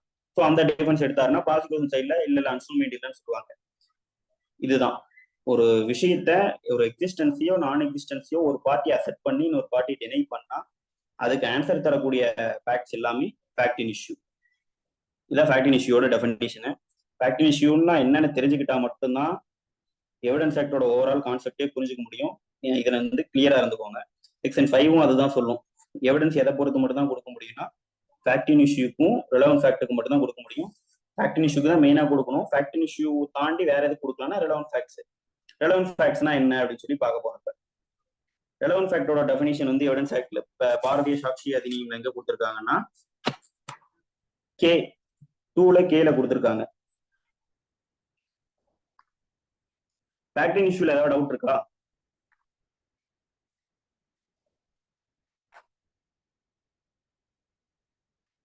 இல்ல. ஸோ ரெலவெண்ட் கேல வந்து ரெலவெண்ட் அப்படின்னா என்னன்னு கொடுத்துருக்காங்க. ரெலவெண்ட்னா என்னன்னா a fact is said to be relevant to another when it is connected with the other in any of the ways referred to in the provisions of adhiniyam. Adhiniyam means in the act relating to the relevancy of facts. திரும்ப படிக்கிறேன். a fact is said to be relevant to another. ஒரு ஃபேக்ட் வந்து இன்னொரு ஃபேக்ட்டுக்கு வந்து எப்போ relevant அப்படின்னு சொல்றோம்னா when it is connected with the other in any of the ways referred to in the provisions of adhiniyam relating to the relevancy of facts. So இந்த அதிநியம்ல relevancy of facts எங்கெங்கெல்லாம் சொல்லி இதன் கீழெல்லாம் ரெலவெண்ட் ஒரு fact இன்னொரு fact கனெக்டா இருக்குன்னு சொல்றாங்களோ அந்த ஃபேக்ட்ஸ் எல்லாம் ரெலவன்ட் ஃபேக்ட்னு சொல்றோம். ஸோ இந்த அதிநியம் இந்த ஆக்ட்ல வந்து எங்க வந்துட்டு நம்ம ரெலவன்ட் ஃபேக்ட்ஸ் இருக்குன்னு சொல்றோம்னா சாப்டர் 2ல சொல்லியிருப்பாங்க. சாப்டர் 2ல வந்துட்டு பாரதிய சாட்சி அதிநியம்ல இதெல்லாம் ரெலவன்சி ஆஃப் ஃபேக்ட்ஸ் அப்படின்னு சொல்லிட்டு ஒரு 50 செக்ஷன்ஸ் கீழே கொடுத்து இந்த செக்ஷன்ஸ்ல வரது எல்லாமே என்னன்னா ரெலவன்ட் ஃபேக்ட்ஸ்னு சொல்லிட்டாங்க. ஸோ இந்த அப்படின்னா ரெலவெண்ட்னா என்ன அப்படின்னா அர்த்தம்னா ஒரு ஃபேக்ட் இன்னொரு ஃபேக்டரோட கனெக்டடா இருக்குன்னு இந்த ஆக்ட் கீழே எதெல்லாம் ரெலவெண்ட்னு சொல்றாங்களோ அதெல்லாம் தான் ரெலவெண்ட். அப்ப எவிடன்ஸ் எதை பொறுத்து கொடுக்கலாம்? ஆல்ரெடி சொன்ன மாதிரி ஃபேக்ட் இன் இஷ்யூ கொடுக்கலாம். அடுத்தது இந்த சாப்டர் 2ல வந்து ரெலவன்சி ஆஃப் ஃபேக்ட்ஸ்ல வந்து எதெல்லாம் ரெலவெண்ட்னு சொல்லியிருக்காங்களோ அதை பொறுத்து கொடுக்கலாம். ஸோ எதெல்லாம் ரெலவெண்ட்னு சொல்லி 1 by 1 அதை பார்க்க போறோம். அதுல இருந்து நிறைய கொஸ்டின்ஸ் வரும். அந்த சாப்டரை வந்துட்டு நம்ம டீட்டெயிலா பார்ப்போம் பின்னாடி. அதுக்கு முன்னாடி இந்த ரெலவன்சி ஆஃப் ஃபேக்ட்ஸ் வந்து நியூ ஆக்ட்ல வந்து பழைய ஆக்ட்ல வந்து 5 to 55 வரைக்கும் இருந்துச்சு செக்ஷன்ஸ். நியூ ஆக்ட பொறுத்த வரைக்கும் செக்ஷன் 3ல இருந்து 50 வரைக்கும் இருக்கு. 3ல இருந்து 50 வரைக்கும் இருக்கக்கூடிய செக்ஷன்ஸ் எல்லாமே எதெல்லாம் ரெலவன்சி ஆஃப் ஃபேக்ட்ஸ் அப்படின்னு சொல்லியிருக்காங்க. அந்த ஃபேக்ட்ஸ் எல்லாமே relevant facts. So section 5 old act படியும் செக்ஷன் 3 நியூ ஆக்ட் படியும் எதை பொறுத்து எவிடன்ஸ் உள்ளானா எவிடன்ஸ் எதை பொறுத்து ஒண்ணுன்னா evidence must be given on fact in issue and relevant facts. இதை தவிர வேற எதுக்காவது எவிடன்ஸ் விட முடியுமானா இதை தவிர வேற எதுக்குமே எவிடன்ஸ் கொடுக்க கூடாது. ஓகேங்களா? ஸோ செக்ஷன் இதுக்கு ஃபேக்ட் இன் இஷ்யூ ரெலவன்ட் ஃபேக்ட்னா என்னன்னு பார்த்துட்டோம். இதுக்கு ரிலேட்டட் முக்கியமான ப்ரொவிஷன் என்ன ஓல்ட் ஆக்ட்ல செக்ஷன் 5 நியூ ஆக்ட்ல செக்ஷன் 3. ஸோ செக்ஷன் 3 வந்து நான் ஒரு டைம் படிச்சு காமிச்சிடுறேன். அதை பார்த்துக்கோங்க. இது எவிடன்ஸ் ஆக்ட்லயே ரொம்ப முக்கியமான ப்ரொவிஷன் சொல்லணும்னா 2 ப்ரொவிஷன் சொல்லலாம். செக்ஷன் 3 அதாவது ஓல்ட் ஆக்ட்ல செக்ஷன் 5 இப்போ நியூ ஆக்ட்ல செக்ஷன் 3. இந்த செக்ஷன் 3யையும் ஓல்ட் ஆக்ட்ல செக்ஷன் 114 பிரசம்ப்ஷன்ஸ் இந்த 2 ப்ரொவிஷன்ஸும் வந்து ரொம்ப ரொம்ப ரொம்ப ரொம்ப முக்கியம். இந்த 2 ப்ரொவிஷனும் புரியாம தெரிஞ்சுக்காம நீங்க எவிடன்ஸ் ஆக்ட் எப்படி படிச்சீங்கனாலும் அதோட டெப்த்தை நீங்க தெரிஞ்சுக்க முடியாது. அதோட இந்தியன் எவிடன்ஸ் ஆக்டோட டெப்த் தெரிஞ்சுக்கணும்னா ஓல்ட் ஆக்டோட செக்ஷன் 5ஐயும் section 114 of evidence act may presumption வரும். அதையும் தெரிஞ்சுக்கிட்டீங்கன்னா நீங்க எவிடன்ஸ் ஆக்ட்ல மாஸ்டர் ஆகிடலாம். கிளியரா இருக்கணும்னா. ஸோ ஓல்ட் ஆக்ட்ல செக்ஷன் 5 வந்து நியூ ஆக்ட்ல செக்ஷன் 3 கொடுத்துருக்காங்க. அதை நான் படிச்சிடுறேன். Evidence may be given in any suit or proceeding. Evidence வந்துட்டு சூட்லயோ ப்ரொசீடிங்ஸ்லயோ கிரிமினல் ப்ரொசீடிங்ஸ்ல எதை பொறுத்து கொடுக்கலாம்னா existence or non existence of every fact in issue. So ஒவ்வொரு ஃபேக்ட் இன் இஷ்யூவை பொறுத்து தான் நம்ம வந்துட்டு அந்த ஃபேக்ட் இன் இஷ்யூ இருக்கா இல்லையான்னு சொல்லி எக்ஸிஸ்டன்ஸ் நான் எக்ஸிஸ்டன்ஸ்க்கு தான் ஒவ்வொரு சூட்லயும் ப்ரொசீடிங்ஸ்லயும் எவிடன்ஸ் விடணும் இல்ல. எவிடன்ஸ் மேபின்னா இருக்கு. ஸோ மேபினால ஸோ இப்போ மற்றதுக்கும் விடலாமான்னு இல்லை, பின்னாடி வருது. And of such other facts are hereinafter declared to be relevant. So hereinafter declared to be ரிலவெண்ட்னா வேற எந்த ஃபேக்ட்ஸ்லாம் கொடுக்கலாம்னா இதுக்கு கீழே இந்த சாப்டர்லயே வந்து இதெல்லாம் ரிலவென்சி ஆஃப் ஃபேக்ட்ஸ் அப்படின்னு சொல்லி டிக்ளேர் பண்ணி வச்சிருக்காங்க, அந்த ஃபேக்ட்ஸுக்கும் கொடுக்கலாம். ஸோ எவிடன்ஸ் எதுக்கெல்லாம் கொடுக்கலாம்? ஒரு ஃபேக்ட் இன் இஷ்யூ வந்துட்டு எக்ஸிஸ்டன்ஸ் நான் எக்ஸிஸ்டன்ஸ்ல இருக்கு, அதை பொறுத்து கொடுக்கலாம். ஒரு ரிலவென்ட் ஃபேக்ட் எக்ஸிஸ்டன்ஸ் நான் எக்ஸிஸ்டன்ஸ்ல இருக்கு, அதை பொறுத்து கொடுக்கலாம். ஸோ மேனா வந்து எவிடன்ஸ் மே பி கிவனா கொடுக்கலாம் தான் இருக்கு. அப்ப நான் இதை பொறுத்து மட்டும் தான் கொடுக்க முடியும்னு சொல்றேன். அதை எதை வச்சு சொல்றேன் அப்படின்னா அடுத்த வார்த்தை என்ன சொல்லியிருக்காங்கன்னா and of no others. So இந்த வார்த்தை தான் ரொம்ப முக்கியம் செக்ஷன் 3லயே, and of no others. So evidence வந்துட்டு may be given on fact in issue on relevant fact and of no others. So fact in issue relevant ஃபேக்டை பொறுத்து evidence கொடுக்கலாம், அதை தவிர வேற எதை பொறுத்துமே எவிடன்ஸ் கொடுக்க கூடாது அப்படின்னு சொல்லிட்டு செக்ஷன் 5ல சொல்லிட்டாங்க. ஸோ ஒரு விஷயம் வந்து ஃபேக்ட் இன் இஷ்யூவா இருக்கும் என்ன இருக்கும், ஒரு பார்ட்டி அக்செப்ட் பண்ணி இன்னொருத்தர் டினை பண்ணிருக்கணும். அப்படி இல்லைன்னா செக்ஷன் 3ல இருந்து 50 வரைக்கும் இருக்கக்கூடிய ரிலவன்சி ஆஃப் ஃபேக்ட்ஸ்ன்ற சாப்டர்ல வந்து எதெல்லாம் ரெலவென்ட்னு சொல்லியிருக்காங்களோ அதை பொறுத்து மட்டும்தான் எவிடன்ஸ் கொடுக்கும். ஸோ அதை தவிர வேற எதுக்காக கொடுத்தா நீங்க என்ன பண்ணலாம், கோர்ட்ல அப்ஜெக்ஷன் பண்ணலாம். இந்த விஷயத்தெல்லாம் வந்துட்டு நாட் இர்ரெலவென்ட் அப்படின்னு சொல்லி நீங்க அப்ஜெக்ட் பண்ணணும்னா ஃபர்ஸ்ட் உங்களுக்கு என்ன தெரிஞ்சிருக்கணும், எதெல்லாம் ரெலவென்ட்னு தெரிஞ்சிருக்கணும். செக்ஷன் 3ல இருந்து 50 வரைக்கும் நீங்க தரவா இருந்தீங்கன்னா நீங்க எந்தெந்த கொஸ்டின்லாம் வந்து கோர்ட்ல இர்ரெலவென்ட்டா போயிட்டு இருக்கோ ப்ராப்பரான டைம்ல ப்ராப்பரா வந்து லீகலா அப்ஜெக்ஷன் பண்ணலாம். போற போக்குல பண்ற அப்ஜெக்ஷன் கிடையாது. லீகலா நீங்க அப்ஜெக்ஷன் பண்ணணும்னா 5 to 55ல எதெல்லாம் ரெலவென்ட்னு தெரிஞ்சு வச்சுக்கலாம். 5 to 55 நியூ ஆக்ட பொறுத்தவரைக்கும் 3 to 50 இதுல எதெல்லாம் ரெலவென்சின்னு தெரிஞ்சு வச்சுக்கிட்டா மட்டும் ப்ராப்பரா அப்ஜெக்ஷன் பண்ண முடியும். ஸோ இந்த சாப்டர் வந்து ரொம்ப முக்கியமானது. ஸோ இப்படி கொடுக்கலாம், எவிடன்ஸ் ஆக்ட்ல வந்து சொல்லிட்டாங்கல்ல ஃபேக்ட் இஷ்யூ ரெலவென்ட் ஃபேக்டை பத்தி கொடுக்கலாம்னா எப்படி வேணாலும் கொடுக்கலாமா அப்படின்னா சிபிசிக்கு உட்பட்டு சிஆர்பிசிக்கு உட்பட்டு தான் கொடுக்கணும். அதையும் ஃபார் எக்ஸாம்பிள் என்னன்னா ஒரு கிளைண்ட் இருக்குன்னு வச்சுக்கோங்க, கிளைண்ட்ல வந்து கிளைண்ட் போடும் போதே எல்லா டாக்குமெண்ட்ஸையும் கிளைண்ட் டாக்குமெண்ட்ஸையும் சேர்த்து தான் ஃபைல். சரிங்களா, இது வந்து எந்த ப்ரொவிஷன்ல இருக்கும்? சிபிசில எந்த ப்ரொவிஷன்ல கிளைண்ட் டாக்குமெண்ட்ஸ் எல்லாமே சூட் ஃபைல் பண்றப்பயே அக்கம்பெனி பண்ணிருக்கணும் அப்படின்னு சொல்லக்கூடிய ப்ரொவிஷன் என்ன யாருக்காவது தெரியுமா?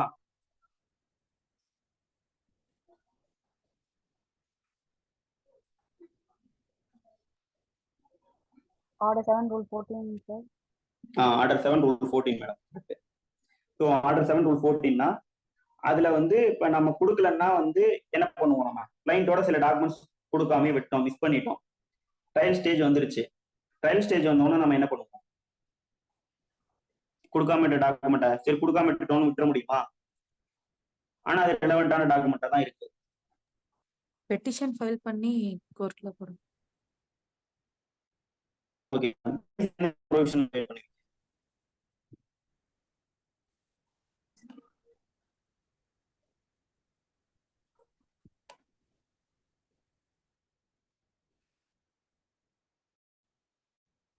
அதேதான்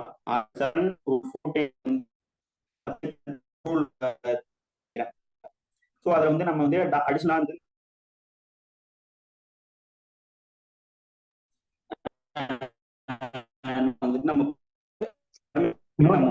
ஆடிபிளா இல்ல வினோத்,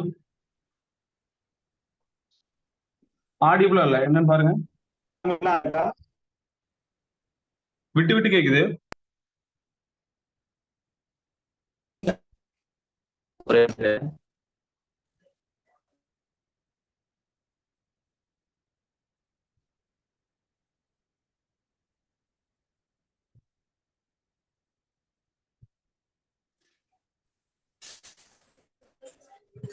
கேக்குதா? கேக்குது. கிளியரா இருக்கா? கிளியரா இருக்கு. சரி சரி, எப்பல இருந்து கட் ஆச்சு? இல்ல ஒரு 1 மினிட் அவ்வளவுதான், அதுல இருந்து ஸ்டார்ட் பண்ணணும். ஓகே, லாஸ்ட் 1 மினிட் இந்த மட்டும் ரிப்பீட் பண்ணுங்க. டாக்குமெண்ட் பெட்டிஷன் ரொம்ப கரெக்ட் இருக்கு. டாக்குமெண்ட் ஃபுல்லா சார் திரும்பவும் வாய்ஸ் பிரேக் ஆகுதுங்க சார் உங்களோட. இன்னும் பிரேக் ஆகுதா? ஒரு நிமிஷம். திடீர்னு பிரேக் ஆகுது வாய்ஸ்.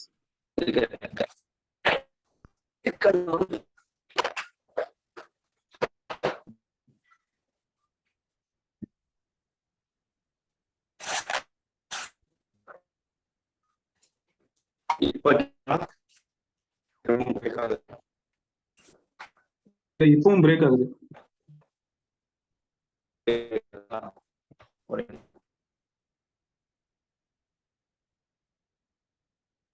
எக்ஸிட் ஆயிட்டு அகைன் ஜாயின் பண்ணு.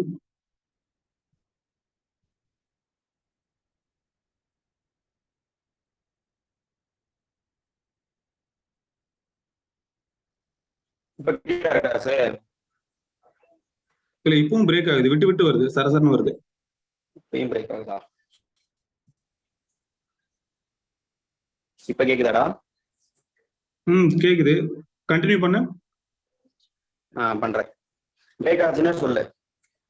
ஓகே.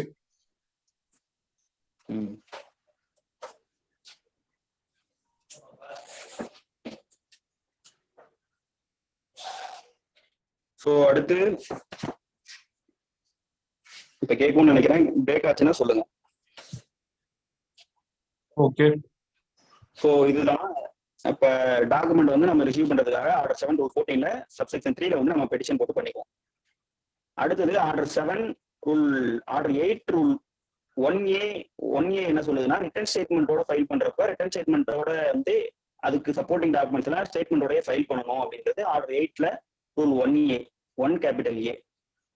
அந்த டாக்குமெண்ட்டும் நம்ம ஃபைல் பண்ணாம மிஸ் பண்ணிட்டோம்னா, எதனால நம்ம வந்து ரிட்டர்ன் ஸ்டேட்மெண்ட்டோட ஃபைல் பண்றப்பே கொடுக்கல அப்படின்னு சொல்லி ரீசன் சொல்லி ட்ரையல் ஸ்டேஜில் பெட்டிஷன் வச்சு order 8 rule 1A sub rule 3ல வந்து பெட்டிஷன் வச்சு நம்ம கொடுத்து ஃபைல் பண்ணுவோம். ஸோ இந்த மாதிரி நம்ம ரிலவன்ட் ஃபேக்ட் இஷ்யூவா இருக்குன்றதுக்காகவே நம்ம பெட்டிஷன் சிபிசி இருக்கக்கூடிய ரூல்ஸ் எல்லாம் வந்து ஃபாலோ பண்ணாமே நம்ம வந்து எவிடன்ஸ் விட முடியுமானா முடியாது. இந்த எவிடன்ஸ் வந்துட்டு ஃபேக்ட் இஷ்யூ ரிலவன்ட் ஃபேக்டை பொறுத்து தான் கொடுக்கணும்னு இருந்தாலுமே கூட அது வந்து subject to rule of procedure CPC சிஆர்பிசியை பொறுத்து அதுக்கு உட்பட்டு தான் நம்ம கொடுத்தாகணும். இதுதான் சப்செக்ஷன் இந்த பாரதிய சாட்சி அதிகமோட 3யோட இல்லஸ்ட்ரேஷன்ல சொல்லுவாங்க. இல்லஸ்ட்ரேஷன் சொல்லுவாங்க, எக்ஸ்பிளனேஷனும் இதுதான். The section shall not, explanation படிச்சிடறேன். The section shall not enable any person to give evidence of a fact which he is disentitled to prove by any provision of the law for the time being in force relating to civil procedure. So அவங்களுக்கு வந்து CBC படி வந்து அந்த எவிடன்ஸை கொடுக்கறதுக்கு பார் இருக்கும். இந்த பார் இருக்கிறத மறந்துட்டு நம்ம வந்து அதான் ரெலவன்ட் ஃபேக்ட் ஆச்சு, ஃபேக்ட் இஷ்யூ ஆச்சு, கொடுத்துட்டு போட்டோம், அந்த டாக்குமெண்ட் இப்போ மார்க் பண்றதுல என்ன பிரச்சனைலாம் சொல்லிட முடியாது. சிவில் ப்ரொசீஜர் கோடுக்கு உட்பட்டு தான் நம்ம வந்து ஃபேக்ட் இஷ்யூவும் ரெலவன்ட் ஃபேக்ட்டுக்கும் நம்ம எவிடன்ஸ் கொடுத்தாகும். ஸோ இந்த எக்ஸ்பிளனேஷனையும் மைண்ட்ல வச்சுக்கோங்க. ஸோ இதுதான் வந்து ஃபேக்ட் இன் இஷ்யூனா என்ன, ரெலவன்ட் ஃபேக்ட்னா என்ன, ஃபேக்ட் இன் இஷ்யூ ரெலவன்ட் ஃபேக்டை பொறுத்து மட்டும் தான் எவிடன்ஸ் கொடுக்கணும் அப்படின்ற கான்செப்ட்.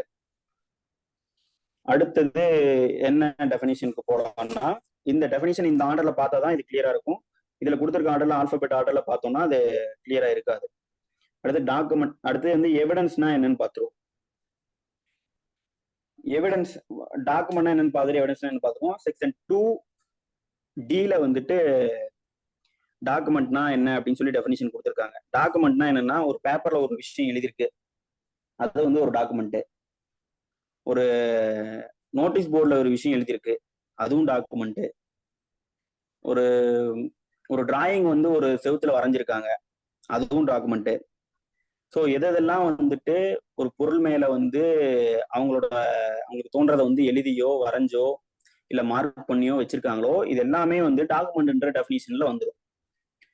ஸோ இப்போ டாக்குமெண்ட்டுக்கு எவிடன்ஸ் பாரதிய சாட்சி அதிநியம்ல என்ன டெஃபினிஷன் கொடுத்துருக்காங்கன்னா, 2Dல document means any matter expressed or described or otherwise recorded any substance upon any substance by means of letters, figures, marks. Letter மூலமாகவோ இல்லை வந்து ஏதோ ஒரு மார்க்ஸ் குறிகள் மூலமாகவோ ஃபிகர்ஸ் நம்பர்ஸ் மூலமாகவோ ஆர் எனி அதர் மீன்ஸ் வேற ஏதோ ஒரு வகையிலையோ வந்து எக்ஸ்பிரஸ் பண்ணியிருக்கணும் ஏதோ ஒரு சப்ஸ்டன்ஸ் மேல or by more than one of those means. இந்த லெட்டர்ஸ் ஃபிகர்ஸ் மார்க்ஸ் ஒரு இதுல பாத்தீங்கன்னா லெட்டர் ஃபிகர்ஸ் மார்க்ஸ் எல்லாமே மிக்ஸ் ஆகி வரலாம்.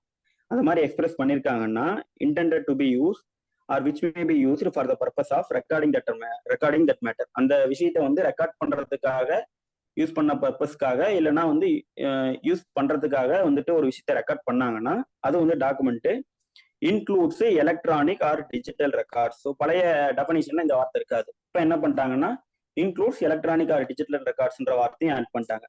ஸோ டாக்குமெண்ட்னா வந்துட்டு ஏதோ ஒரு விஷயத்த வந்து லெட்டர் ஃபிகர்ஸ் மார்க்ஸ் மூலமா ஏதோ ஒரு சப்ஸ்டான்ஸ் மேல வந்துட்டு எக்ஸ்பிரஸ் பண்ணி டிஸ்கிரைப் பண்ணி வச்சிருக்காங்க ஒரு யூஸ் பண்றதுக்காக அப்படின்னா அதுதான் வந்து டாக்குமெண்ட் டெஃபினிஷன்ல வரும். எல்லாமே டாக்குமெண்ட் தான். ஒரு பேப்பர்ல இருக்கக்கூடிய ரிட்டர்ன்ல ஏதாவது எழுதி வச்சிருந்தாங்கன்னா டாக்குமெண்ட், ஒரு செவத்துல இருக்கிறாங்கன்னா டாக்குமெண்ட், ஒரு கல்லுல வந்து கல்வெட்டா வந்து பதிச்சு வச்சிருக்காங்கன்னா டாக்குமெண்ட். எல்லாமே வந்து ஒரு விஷயத்தை எக்ஸ்பிரஸ் பண்ணி லெட்டர்ஸ் ஃபிகர்ஸ் மார்க்ஸ் மூலமா எக்ஸ்பிரஸ் பண்ணிட்டாங்கனாலே வந்து டாக்குமெண்ட்ன்ற மீனிங் கூட வந்துடும். இல்லஸ்ட்ரேஷன்லயும் அதான் கொடுத்துருப்பாங்க. எலக்ட்ரானிக் ரெக்கார்டு, போன்ல வந்து ஒரு மெசேஜ் ஸ்டோர் ஆயிருக்குன்னா அது டாக்குமெண்ட் ஆயிடுச்சு. இப்ப இமெயில வந்துட்டு நிறைய மெசேஜஸ் வந்துருக்குன்னா அது டாக்குமெண்ட் ஆயிடுச்சு. அடுத்தது இதெல்லாம் எல்லாமே டிவைஸ்ல ஸ்டோர் ஆயிருக்கக்கூடிய எல்லா மெசேஜஸ்மே இப்ப வந்து டாக்குமெண்ட்ன்ற மீனிங்ல வந்துடும். பிளஸ் வந்துட்டு ஒரு இந்த ஒரு ரைட்டிங் வந்து டாக்குமெண்ட், ஒரு மேப் பிளான்ஸ் எல்லாம் இருக்குன்னா டாக்குமெண்ட், கேலி சித்திரங்கள்லாம் டாக்குமெண்ட், ஒரு இரும்பு தகடுல ஏதாவது எழுதி வச்சிருந்தாங்கன்னா செதுக்கி வச்சிருந்தாங்கன்னா அது எல்லாமே டாக்குமெண்ட். ஸோ இது எல்லாமே டாக்குமெண்ட்ன்ற மீனிங்குள்ள வந்துடும். ஸோ இதுல நம்ம பெருசாலாம் இதுல இன்டர்பிரேஷன்லாம் கிடையாது. அடுத்து எவிடன்ஸ் அப்படின்னா என்ன அப்படின்னா ஆக்சுவலா இது வந்து ரொம்ப லாங்கா போகுது, போர் அடிக்குது அப்படின்னா வந்துட்டு சொல்லிருங்க, செஷனை ஸ்டாப் பண்ணிடலாம். லென்த்தா போகுது இல்லை வந்து இன்னும் நிறைய ஒரு 1-2 பேர் லெஃப்ட் ஆகுற மாதிரி இருக்கு, அடுத்த செஷன்ல கூட கண்டினியூ பண்ணலாம். இல்லை வந்து 8 மணி வரைக்கும் கண்டினியூ பண்ணலாம்னா பண்ணிடுறேன். ஏன்னா ஒரு அண்டர்ஸ்டாண்ட் பண்ற கெப்பாசிட்டி இருக்கணும் எல்லாருக்குமே. அந்த இருந்தாதான் அதை வந்து நம்ம கண்டினியூ கொண்டு போகிறது நல்லது. இல்லைன்னா நம்ம எடுத்துட்டு இருந்து மற்றவங்க வந்து கேட்காம போறதுல நல்லா இருக்காது இல்லையா? கேட்டுதானே இருக்கீங்க எல்லாரும்? எடுக்கலாம் சார். Okay ma'am. ஒரு 5 மினிட்ஸ் பிரேக் விடலாமா? இல்ல 5 மினிட்ஸ் பிரேக் விடலாமா? திரும்ப பிரேக் ஆகுதுன்றாங்க. பிரேக் ஆகுதா உனக்கு அரசு? இல்ல பிரேக் ஆகல. ஒரு 5 மினிட்ஸ் பிரேக் விடலாமா?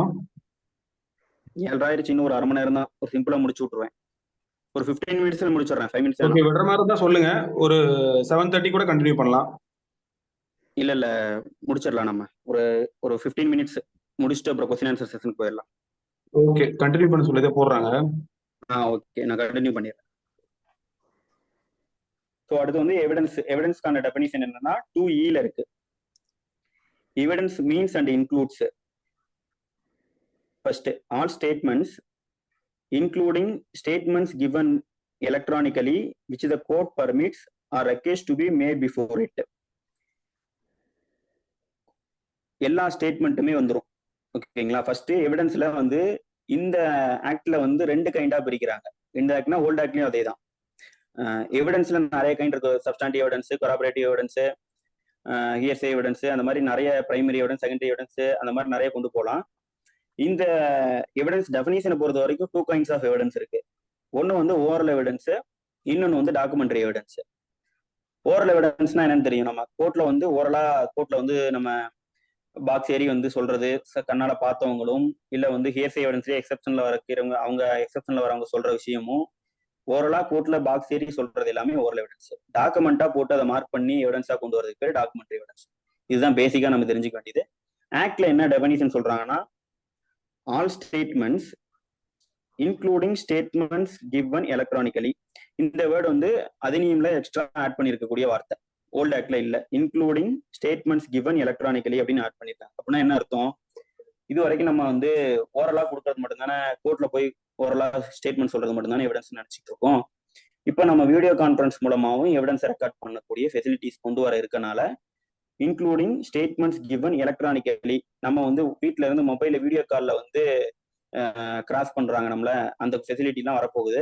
அப்படி வரப்போறதுனால நான் வீட்டுல இருந்து கிராஸ்க்கு வந்து என்னோட வீட்டுல உட்காந்துட்டு என்னோட மொபைல் மூலமாவே நான் வந்துட்டு என்ன ஒரு அட்வொகேட் கிராஸ் பண்ண நான் பதில் சொல்லிட்டு இருப்பேன். ஸோ அப்படின்ற போது அந்த ஸ்டேட்மெண்ட்ஸும் என்னதான் ஓரல் எவிடன்ஸ்ன்ற டெஃபினிஷனுக்குள்ள வந்துடும். ஸோ அதனால all statements including statements given electronically which the court permits. ஒருத்தவங்க வந்து வாண்டடாவே இந்த மாதிரி கோர்ட்ல வந்து ப்ரூஃப் எடிட் போட்டு ஃபைல் பண்றாங்க, இல்ல வந்து அவங்களாவே முன்னிறுத்திக்கிறாங்க கோர்ட்ல, நான் வந்து சாட்சியம் அளிக்க போறேன், நான் ஒரு ஸ்டேட்மெண்ட் சொல்ல போறேன்ட்டு அவங்க சொல்றதும் which the court permits or request to be made before it.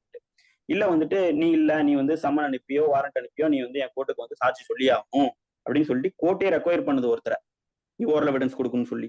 அந்த மாதிரி request to be made before it யார் மூலமா சொல்ல போறாங்க இந்த ஓரல் எவிடன்ஸை? பை விட்னஸஸ், சாட்சிகள் மூலமா in relation to matters of fact under enquiry. So எதை பொறுத்து வந்து இந்த எவிடன்ஸ் ஓரல் எவிடன்ஸ் கொடுக்க போறாங்கன்னா in relation to matters under enquiry and such statements are called oral evidence. So அந்த கேஸோட வழக்கு விசாரணைக்கு சம்பந்தமா ஓரல் எவிடன்ஸ் கொடுங்கன்னு சொல்லி கோர்ட் வந்து பர்மிட் பண்றதோ இல்ல வேணும்னு கேட்கக்கூடிய ஸ்டேட்மெண்ட்ஸோ விட்னஸ் மூலமா வந்து சொல்லுங்கன்னு சொல்லக்கூடிய ஸ்டேட்மெண்ட்ஸோ தான் என்ன சொல்றோம்னா ஓரல் எவிடன்ஸ் அப்படின்னு சொல்றோம். இது வந்து ஃபர்ஸ்ட் பார்ட். செகண்ட் பார்ட் என்னன்னா all documents including electronic or digital records. இதுவும் ஓல்ட் ஆக்ட்ல இல்ல, நியூ ஆக்ட்ல வந்துட்டு including electronic or digital records கொண்டு வந்துட்டாங்க. Produced for the inspection of the court and such statements are called documentary evidence. So நீதிமன்றம் வந்து தன் முன்னே வந்து இந்த சாட்சியங்கள்லாம் வந்துட்டு டாக்குமெண்ட்ஸ் எல்லாம் எந்த கோர்ட்டோட இன்ஸ்பெக்ஷனுக்காக வந்து ஆய்வுக்காக கொடுக்கப்படக்கூடிய ஆவணங்கள் எல்லாமே வந்துட்டு டாக்குமெண்ட்ரி எவிடன்ஸ். அது வந்து எந்த மோட்லையும் இருக்கலாம், எலக்ட்ரானிக் ஆர் டிஜிட்டல் ரெக்கார்ட்ஸாகவும் இருக்கலாம். ஸோ இது எல்லாமே டாக்குமெண்ட்ரி எவிடன்ஸ். ஸோ வந்து டாக்குமெண்ட்டுக்கும் டாக்குமெண்ட்ரி எவிடன்ஸ்க்கும் என்ன டிஃபரன்ஸ்னா, டாக்குமெண்ட்னா என்ன, ஏதோ ஒன்று எழுதியிருக்குது வச்சிருக்குது, ஒரு பேப்பர்ல சில விஷயம் எழுதியிருக்கு ரெக்கார்ட் ஆயிருக்கு அப்படின்னா அது டாக்குமெண்ட்ன்ற டெஃபினிஷனுக்குள்ள வந்து. அது எப்போ டாக்குமெண்ட்ரி எவிடன்ஸ்னா மாறுதுன்னா, எவிடன்ஸ்ன்ற டெஃபினிஷன் கீழே வரக்கூடிய டாக்குமெண்ட்ரி எவிடன்ஸா எப்போ மாறுதுன்னா, அது வந்து கோர்ட் முன்னாடி இன்ஸ்பெக்ஷனுக்காக ப்ரொடியூஸ் பண்ண பட்சத்துல அது வந்து டாக்குமெண்ட்ரி எவிடன்ஸ் ஆகுது. கோர்ட் முன்னாடி ப்ரொடியூஸ் பண்ணலன்னா அது என்னதான், அது மியர் டாக்குமெண்ட், அது வந்து டாக்குமெண்ட்ரி எவிடன்ஸ் கிடையாது.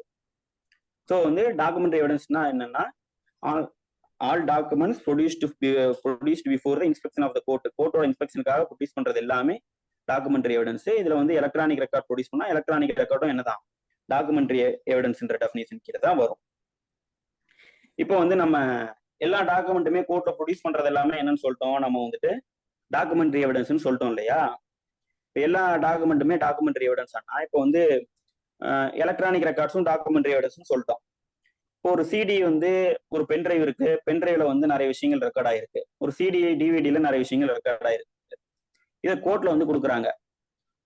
அதே மாதிரி ஒரு சம்பவ இடத்துல வந்து சீனா பக்கரன்ஸ்ல இருந்து ஒரு ரத்தக்கரை படிஞ்ச கத்தியை வந்து கோர்ட்ல வந்து கொடுக்குறாங்க.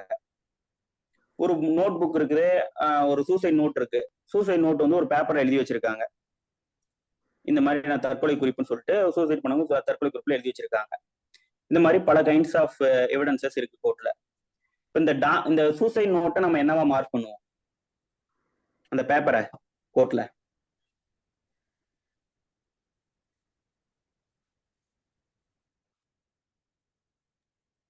டாக்குமெண்டா மார்க் பண்ணுவோமா, எக்ஸிபிட்டா மார்க் பண்ணுவோமா, இல்ல எம்ஓவா மார்க் பண்ணுவோமா, மெட்டீரியல் ஆப்ஜெக்டா மார்க் பண்ணுவோமா?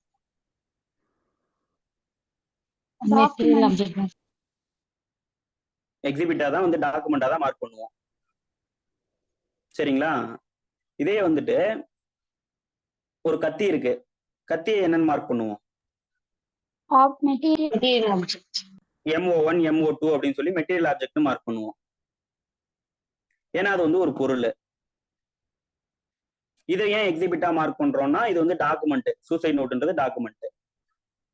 இப்போ வந்து ஒரு சிடி பென்ட்ரைவ் கேசட்ல வந்து சில விஷயங்கள்லாம் ரெக்கார்டு இருக்கு, அதை வந்து கோர்ட்ல வந்து எவிடன்ஸா ப்ரொடியூஸ் பண்றோம். அது எவிடன்ஸ்ன்ற டெஃபினிஷன் கீழே வரும் தானே, வருதான்.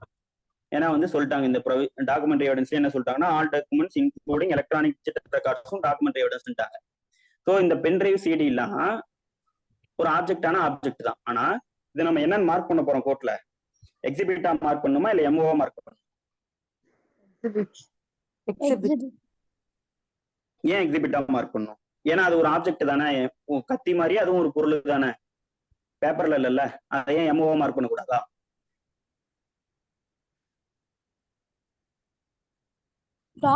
சார் அது டாக்குமெண்ட்ன்ற டெஃபினேஷனுக்குள்ள தானே சார் வருது, இன்க்ளூடிங் எலக்ட்ரானிக் ரெக்கார்ட்ஸ் தானே சார் சொல்லிருக்காங்க.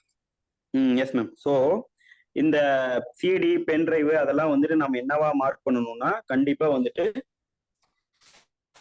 டாக்குமெண்டா தான் மார்க் பண்ணணும், எக்ஸிபிட்டா மார்க் பண்ணக்கூடாது. இதுக்கு ரீசன்ட் அந்த ஜட்ஜ்மெண்ட் என்னன்னா, ஒரு நிமிஷங்க, P Gopalakrishnan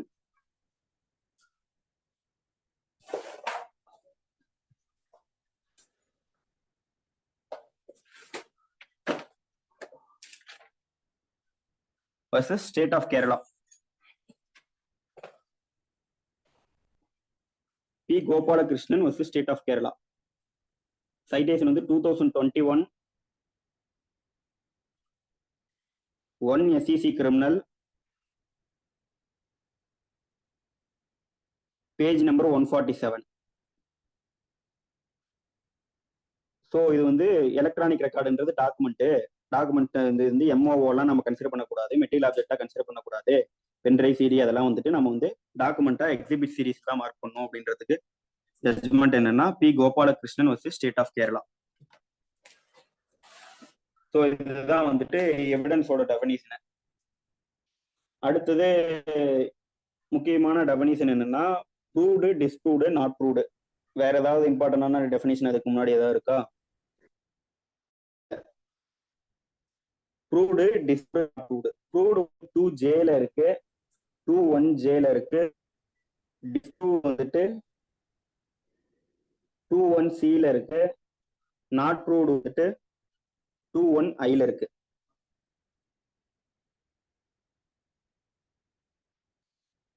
okay, so proved அப்படின்னா என்ன ஃபர்ஸ்ட் பார்ப்போம். ஒரு விஷயத்தை நம்ம எப்போ வந்து ஃபர்ஸ்ட் வந்து ப்ரூவ்டு பார்க்கறதுக்கு முன்னாடி நான் வந்துட்டு ஒரு எவிடன்ஸ் வந்து கோர்ட்டுக்கு வரதுக்கு முன்னாடி அது எப்படி நம்ம வந்து எந்தெந்த ஸ்டேஜுக்கெல்லாம் தாண்டி கோர்ட்டுக்கு வருதுன்னா, ஃபர்ஸ்ட் ஒரு டாக்குமெண்ட் நம்ம வந்துட்டு டாக்குமெண்ட்டையோ ஏதோ ஒரு எவிடன்ஸையோ நம்ம வந்து ஃபேக்டை வந்து எவிடன்ஸா போறோம்னா அது ஃபர்ஸ்ட் வந்து ரெலவன்சி அப்படின்ற டெஸ்ட்டுக்குள்ள வரும். ஓகேங்களா? ஃபர்ஸ்ட் அந்த ஒரு ஃபேக்ட் வந்து ரெலவன்ட் ஃபேக்டா இருந்தாதான் எவிடன்ஸா அதாவது நம்ம எவிடன்ஸ்குள்ள கொண்டு வர முடியும் கோர்ட்டுக்கு. ரெலவன்சியே ஏன்னா அந்த இடத்துலயே அடிபட்டு போச்சு, கோர்ட்டுக்கே வந்து உள்ளே நுழைக்க முடியாது. அடுத்து ரெலவன்சிக்கு என்ன டெஸ்ட் போகணும்னா அட்மிசபிலிட்டி அப்படின்ற டெஸ்ட்டுக்கு போகணும். அட்மிசபிலிட்டி டெஸ்ட்ல நீங்க எதை பார்க்கணும்னா ரெலவன்சி ஆயிடுச்சு, ஓகே, இது வந்து லீகல் அட்மிசபிள் எவிடன்ஸா. வந்து ஒரு பிரைமரி எவிடன்ஸ் இருக்கும்போது ஒரு டாக்குமெண்ட்ல வந்து ஒரு செகண்டரி எவிடன்ஸா இருக்குது, ஒரு செகண்டரி எவிடன்ஸா இருக்குது, அது வந்துட்டு ரெலவன்சியான எவிடன்ஸ் தான். பிரைமரி எவிடன்ஸ் இருக்கும் செகண்டரி எவிடன்ஸ் எடுத்துக்க முடியுமா? முடியாது. ஸோ வந்து அது பிரைமரி எவிடன்ஸா இருக்கணும். அடுத்தது வந்து டாக்குமெண்ட் எவிடன்ஸ், ஓரல் எவிடன்ஸ் விட முடியுமா? முடியாது. அது எவிடன்ஸா அப்படின்னு சொல்லி டாக்குமெண்ட் எவிடன்ஸ் இருக்கும்போது ஓரல் எவிடன்ஸ் விட முடியாது. ஃபர்ஸ்ட் ரெலவன்சி டெஸ்ட்டை தாண்டி வரணும். அடுத்தது அட்மிசபிலிட்டி டெஸ்ட்டை பார்க்கணும். அட்மிசபிலிட்டியும் தாண்டி வந்துருச்சு. அந்த எவிடன்ஸ் வந்து கோர்ட்டோட கான்ஃபிடன்ஸை இன்ஸ்பயர் பண்றதுனா இந்த ப்ரொவிஷன்ல ப்ரூவ்டுன்ற டெஃபினிஷன் பார்க்கும்போது பார்க்க போறோம். எப்படி வந்து கோர்ட்டோட கான்ஃபிடன்ஸை இதை தாண்டி வர இந்த டெஸ்ட்டை இந்த ரெண்டு டெஸ்ட்டையும் தாண்டணும். First relevancy test, admissibility test. அதுக்கு அடுத்ததுதான் நம்ம என்ன டெஸ்ட்டுக்கு போகணும்? ப்ரூஃப் டெஸ்ட்டுக்கு போகணும். இது வந்து லீடிங் டு கன்விக்ஷனா இருக்குமா, இல்ல வந்து பிளைன்டிஃப்க்கு ஆதரவா வந்து சூட்டை வந்து டிகிரி பண்றதுக்கு போதுமான எவிடன்ஸா இருக்கா, இந்த எவிடன்ஸ்லாம் வந்து கோர்ட்டோட கான்ஃபிடன்ஸை இன்ஸ்பயர் பண்ணுதா அப்படின்னு பார்க்க போறோம். ஸோ ஃபர்ஸ்ட் ரெலவெண்டா இருக்கணும், அட்மிசபிளான்னு பார்க்கணும். அதுக்கப்புறம் தான் வந்து கோர்ட்டோட கான்ஃபிடன்ஸை இன்ஸ்பயர் பண்ணுதான்ற டெஸ்ட்டுக்கு போகணும். அதுதான் வந்து ப்ரூஃப் டெஸ்ட். அப்படி அது ப்ரூஃப் இருந்தாலும் அது வந்து எந்த அளவுக்கு வெயிட்டேஜ்ல இருக்கு, பியாண்ட் ரீசனபிள் டவுட் ப்ரூஃப் ஆகுதா. கிரிமினல் கேஸ்னா வந்துட்டு ப்ரூஃப் எந்த லெவல்ல இருக்கணும்னா பியாண்ட் ஆல் ரீசனபிள் டவுட்ல இருக்கும். சிவில் கேசஸ்னா வந்து ப்ரூஃப் எந்த லெவல்ல இருக்கணுங்க?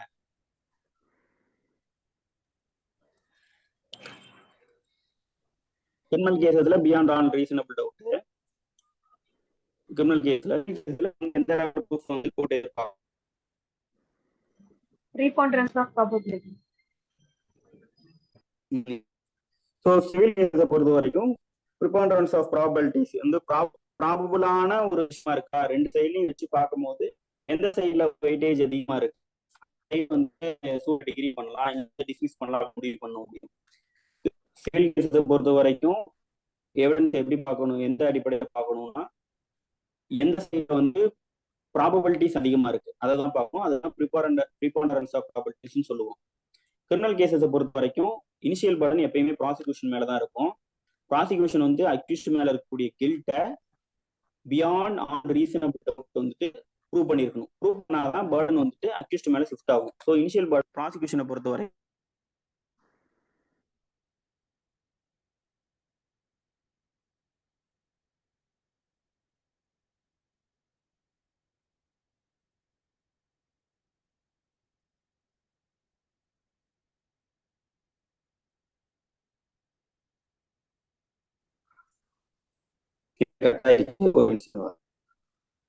கேக்குதா? இப்ப கேக்குது கேக்குதா? கேக்குது கேக்குது ஸோ கிரிமினல் கேக்குது. கேசஸை பொறுத்த வரைக்கும் beyond all reasonable doubt in case என்னோட நெட் ஸ்லோவா இருந்து கட் ஆயிருச்சுன்னா மீதி அடுத்த செஷன்ல கண்டினியூ பண்ணிக்கலாம். நான் முடிஞ்ச வரைக்கும் முடிச்சிடறேன். பியாண்ட் ஆல் ரீசனபிள் டவுட் வந்து கிரிமினல் கேசஸ்ல ப்ரூவ் பண்ணிருக்கோம். இப்படி நம்ம இந்த பிரின்சிபல் அடிப்படையில் பார்க்கும்போது ப்ராசிக்யூஷன் இனிஷியல் பர்டன் இருக்கும். ப்ராசிக்யூஷன் தான் அக்யூஸ்ட் வந்து இந்த குற்றத்தை பண்ணார் அப்படின்னு சொல்லிட்டு சந்தேகத்திற்கிடமின்றி எதிரி மீது நிரூபிச்சா மட்டும்தான் எதிரி வந்து இல்ல நான் பண்ணலன்னு நிரூபிக்கக்கூடிய அவருக்கு மேல